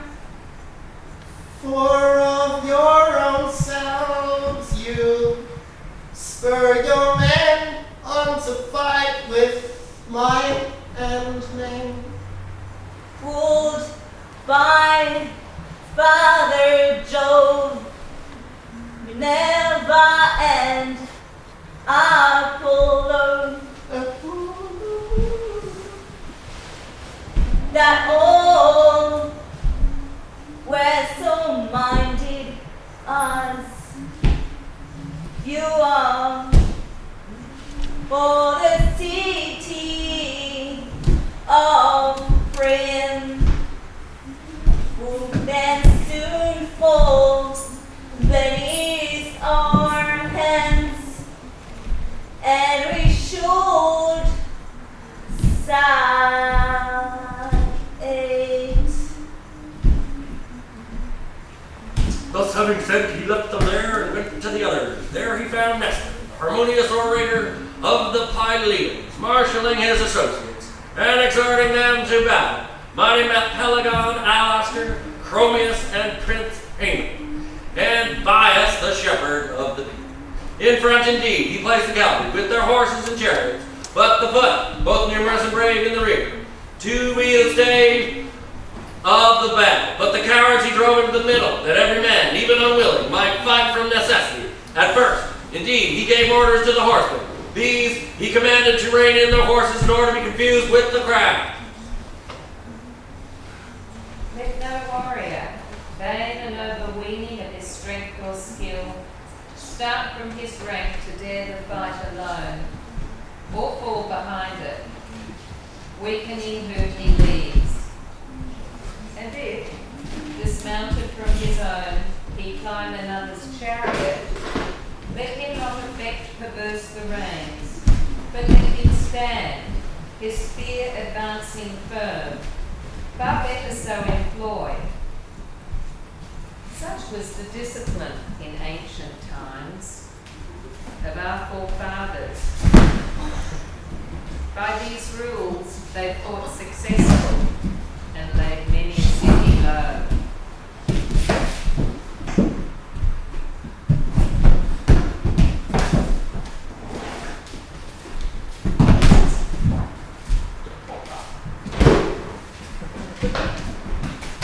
So spoke the master of the martial art, and thou touched with transport great to his heart.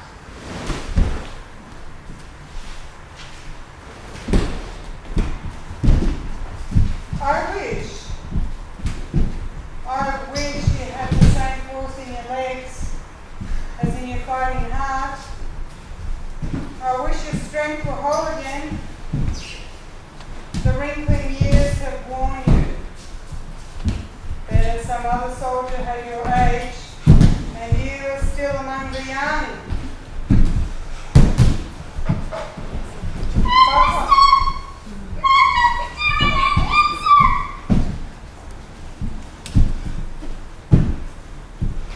Well, I might wish, could mortal wish renew, that strength once in boiling youth I knew, such as I was when you of the Iliad slain, beneath his arm fell prostrate on the plain. The heavens its gifts not all at once bestows. These years with wisdom crowns. With action those. Yeah. The fields of combat fits the young and bold. Yeah. The solemn council best becomes the old. To you the glorious conflict I resign. Okay. That sage advice, palm of age of mine.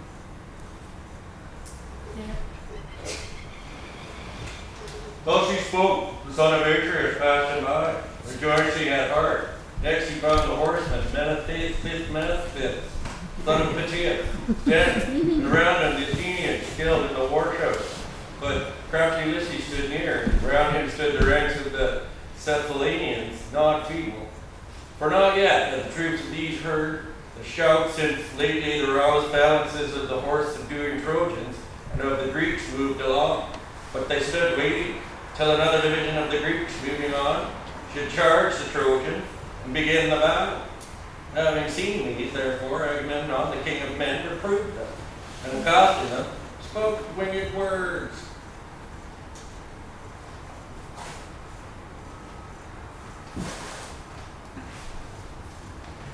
What words are these which have escaped thy lips?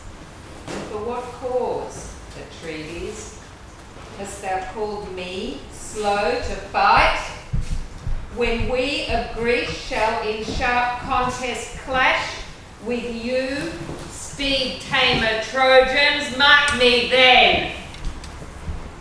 Then thou shalt see if the concerns of war so nearly touch thee, and thou so incline.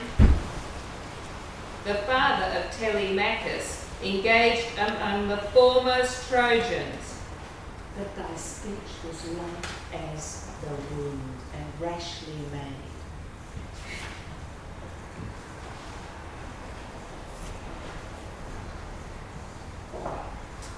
Struck with his generous wrath, the king replies.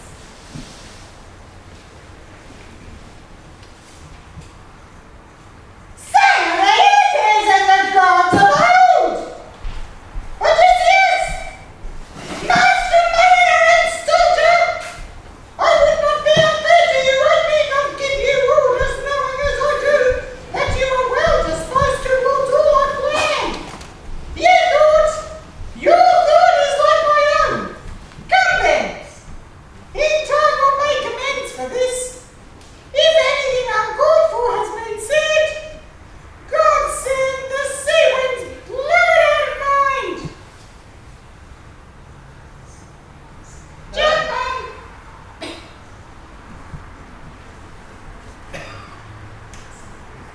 gentlemen. Thus parted they, and forth he went. When he did leaning fine against his chariot, near his horse, him with a mighty mind.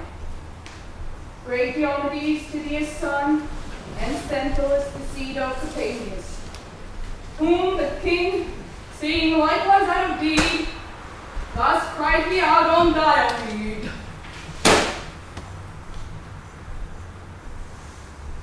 Son of Tydeus, he said. He said, Why stand you coming here upon the wreck of battle? Tydeus did not shrink us, but was ever upon the brink of battle. Tydeus did not shrink us, but was ever ahead of these men, when leading them on against the foe. So at least said that so he in battle, for I never said I was one he myself. They said that there was no man like him. He came once to Mycenae, not as an enemy, but as a guest, in company with Polyneices to recruit his forces. For they were laboring war against the strong city of Thebes, and prayed our people for a body of picked men to have them. The men of Mycenae were willing to let them have one, but Jove dissuaded them by showing them unfavorable omens. Tydeus, therefore, and Polyneices went their way. When they had got as far as the deep Meadow and rushed round banks of Eusebius, and the Achaeans sent Tydeus as their envoy. And he found the Canaanians gathered in great numbers to a banquet in the house of Eteocles. Stranger though he was, he knew no fear on finding himself single-handed among so many, but challenged them to contest of all kinds, and in each one of them was at once victorious.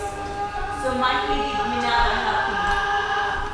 The Canaanians were enseized at his success, and set the fall to 50 years with his two captains, the godlike Herod, Near, son of Haman, and Polyphontes, son of Autophontes, as they had to lie in wait for him on his return journey.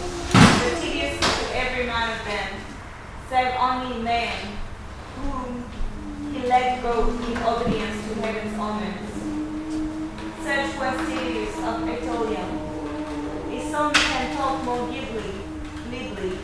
but he cannot fight at his father did.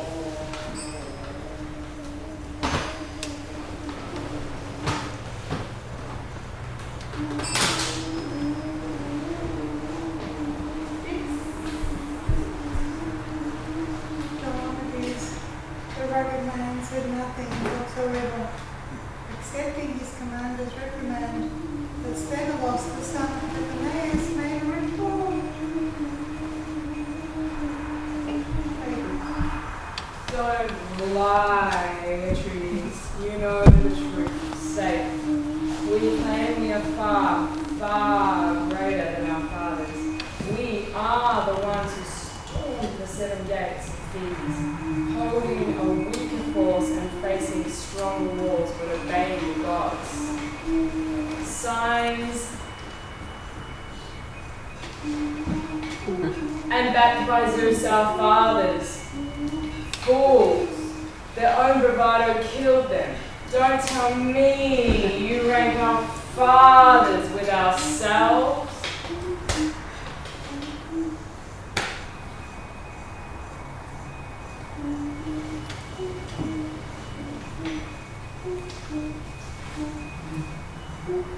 Now I could argue with a frown, and said,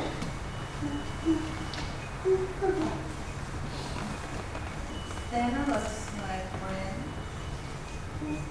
I give thee counsel, mark it, hold thy peace, O Agamemnon. If Agamemnon, who hath charge of all, excite his well-appointed host to war, he hath no blame from me, for should the Greeks, her people vanquished, win imperial Troy, glory shall be his, or if his host of power in battle perish, is the shame. Come, therefore, be it ours to rouse at once to action all the fury of our mind.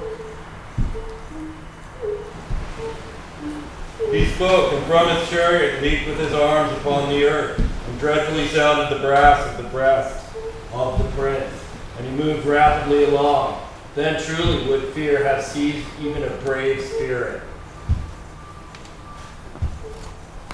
As when the winds ascend by degrees, first move the widening surface of the sea, when the west wind has launched it into fury, the billows float in order to the shore, the waves behind, waves on, waves before, till with the growing storm the deeps rise, roll over rocks and thunder to the sky. Even so, leave the Syrian forests of the Danube, small sea classic bottom. Sedate and silent, move with the hands, no sound, whisper about the chief's command, those only heard with all the rest obey, as if some god had snatched their voice away.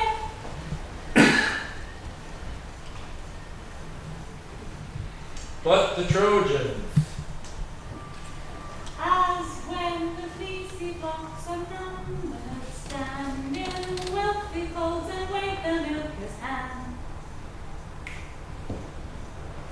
having heard the voice of their land, thus the clamor of the Trojans excited through the wide array.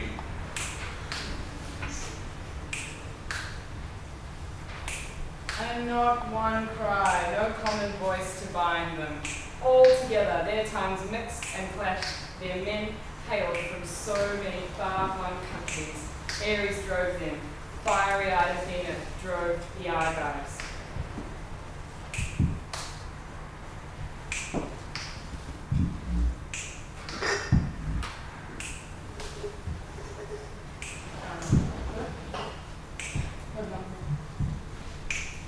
Wool. 89.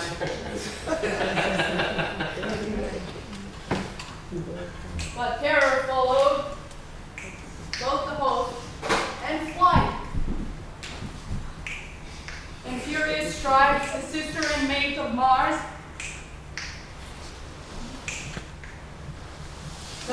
spoil of human life.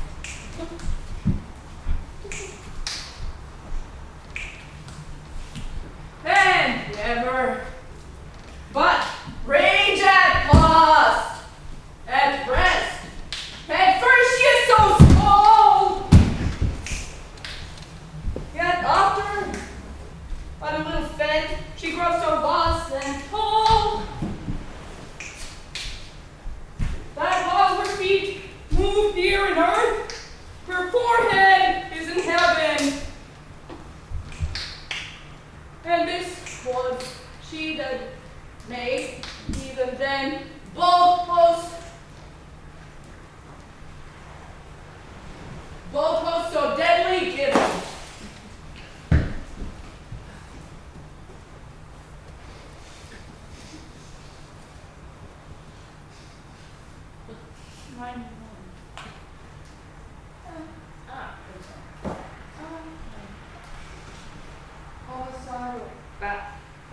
Homicidal Mars, that spoil of human life, and never is her rage at rest.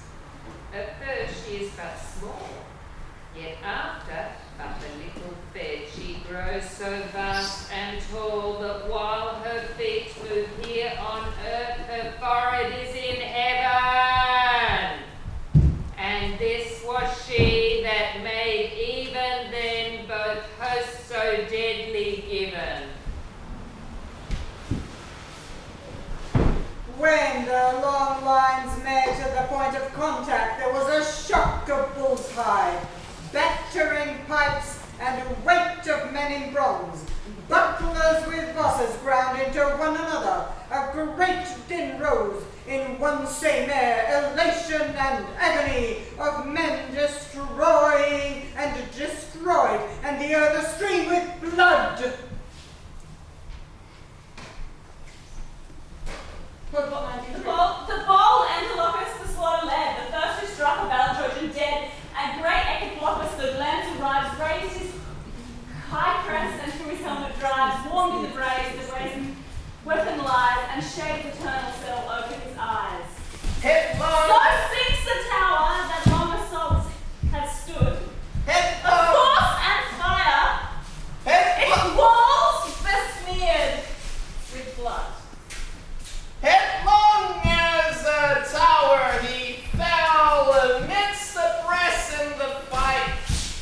And as he dropped, King Lephenor, son of Calturgan and captain of the crowd of Antes, began dragging him out of reach of the darts that were falling around him in haste to strip him of his armor.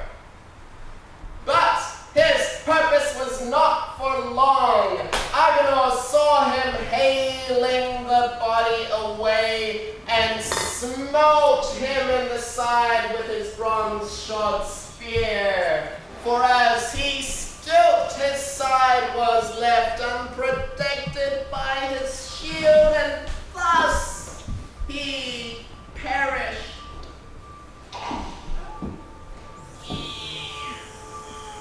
So Elephenor fell, for whom arose sharp conflict Greeks and Trojans. Mutual flew like wolves. To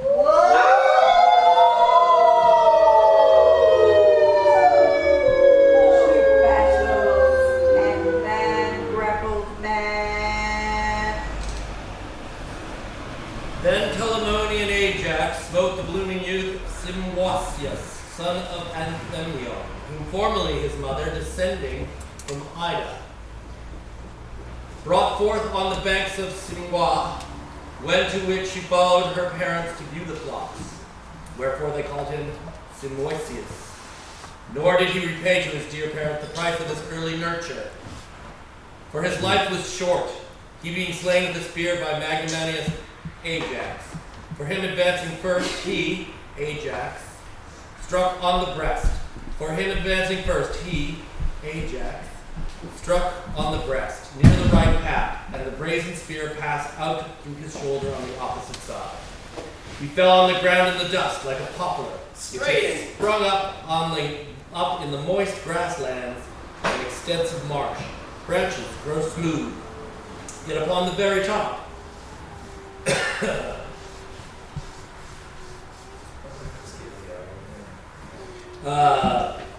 Yet upon the very top, which the chariot maker locks with the shining steel, that he might bend it as a felloe for a beauteous chariot. Drawing it lies indeed on the banks of the river. So did the highborn Ajax spoil Simoisius, the descendant of Anthemion. Thereon, Antiphus of the gleaming corslet, son of Priam, hurled the spear at Ajax. What bishop Speth missed, and he hit Lucas. The faithful companion of Ulysses in the groin as he was drawing the body aside.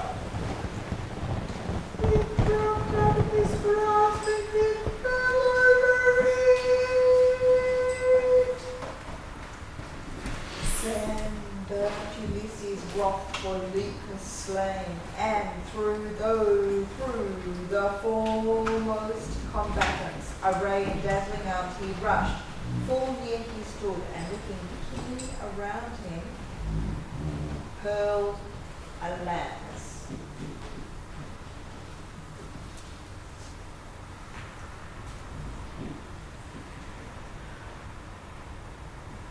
To Chapman.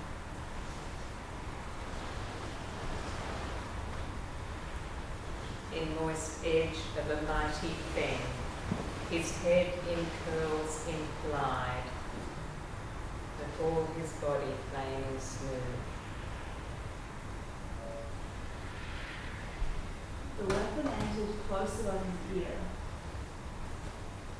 Cold through his temples glides the whizzing spear. With piercing shrieks, the youth resigns his breath. His eyeballs darken with the shades of death. Ponderous he falls, his clanging arms around, and his broad buckler rings against the ground. The Trojan front gave way, Prince Hector too, while Argives raised a great yell, dragging dead men out of the press. They made a deep advance, now looking down from Bergamos, Apollo in indignation cried, out to the Trojans, out to the Trojans. Turn ye Trojans, face your Grecian foes. They, like yourself, are vulnerable, fresh, not adamant or steel. Your direct dread. Achilles, son of Thetis, radiant head, but not Phasalon. In his feet abides. Thus spoke the dreadful god from the city. But most glorious, Tritonian Pallas, the daughter of Jove, going through the host, roused the Greeks wherever she saw them relaxing.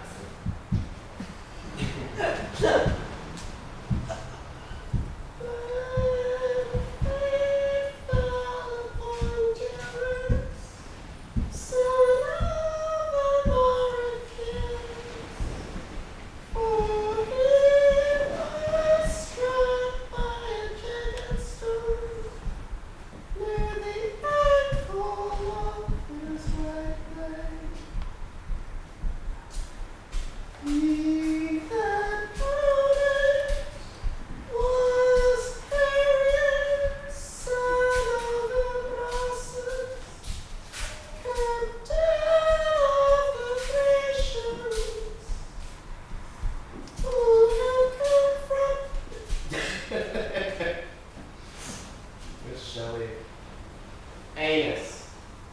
He came from anus.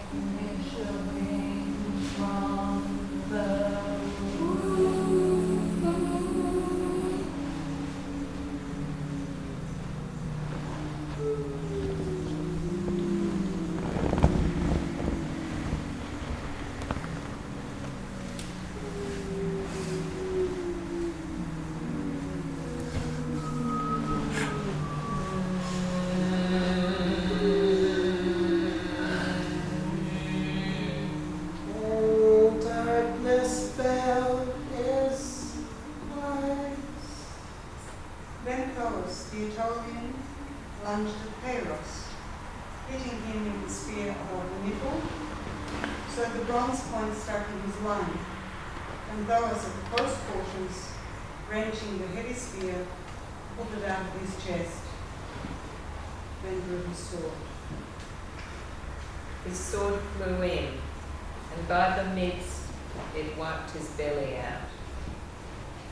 But he did not spoil him of his armor, for his companions stood round him, the hair-tufted Thracians, holding long spears in their hands, who drove him from them, though being mighty and valiant and glorious, but he retreating was repulsed force.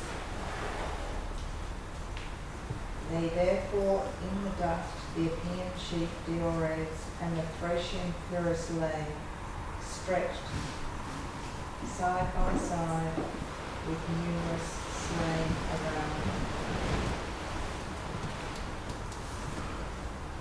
With copious amounts of slaughter, all the fields are red, and heaped with growing mountains of the dead.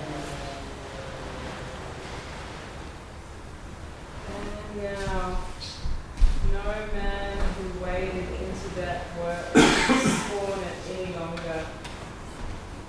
Anyone still not speared or stabbed by tearing bronze, who whirled into the heart of all that slaughter. Not even if great Athena led him by the hand, flicking away the weapons hailing down against him. That day, ranks of Trojans, ranks of Achaean fighters, swore their sacrifice. Face down in the dark.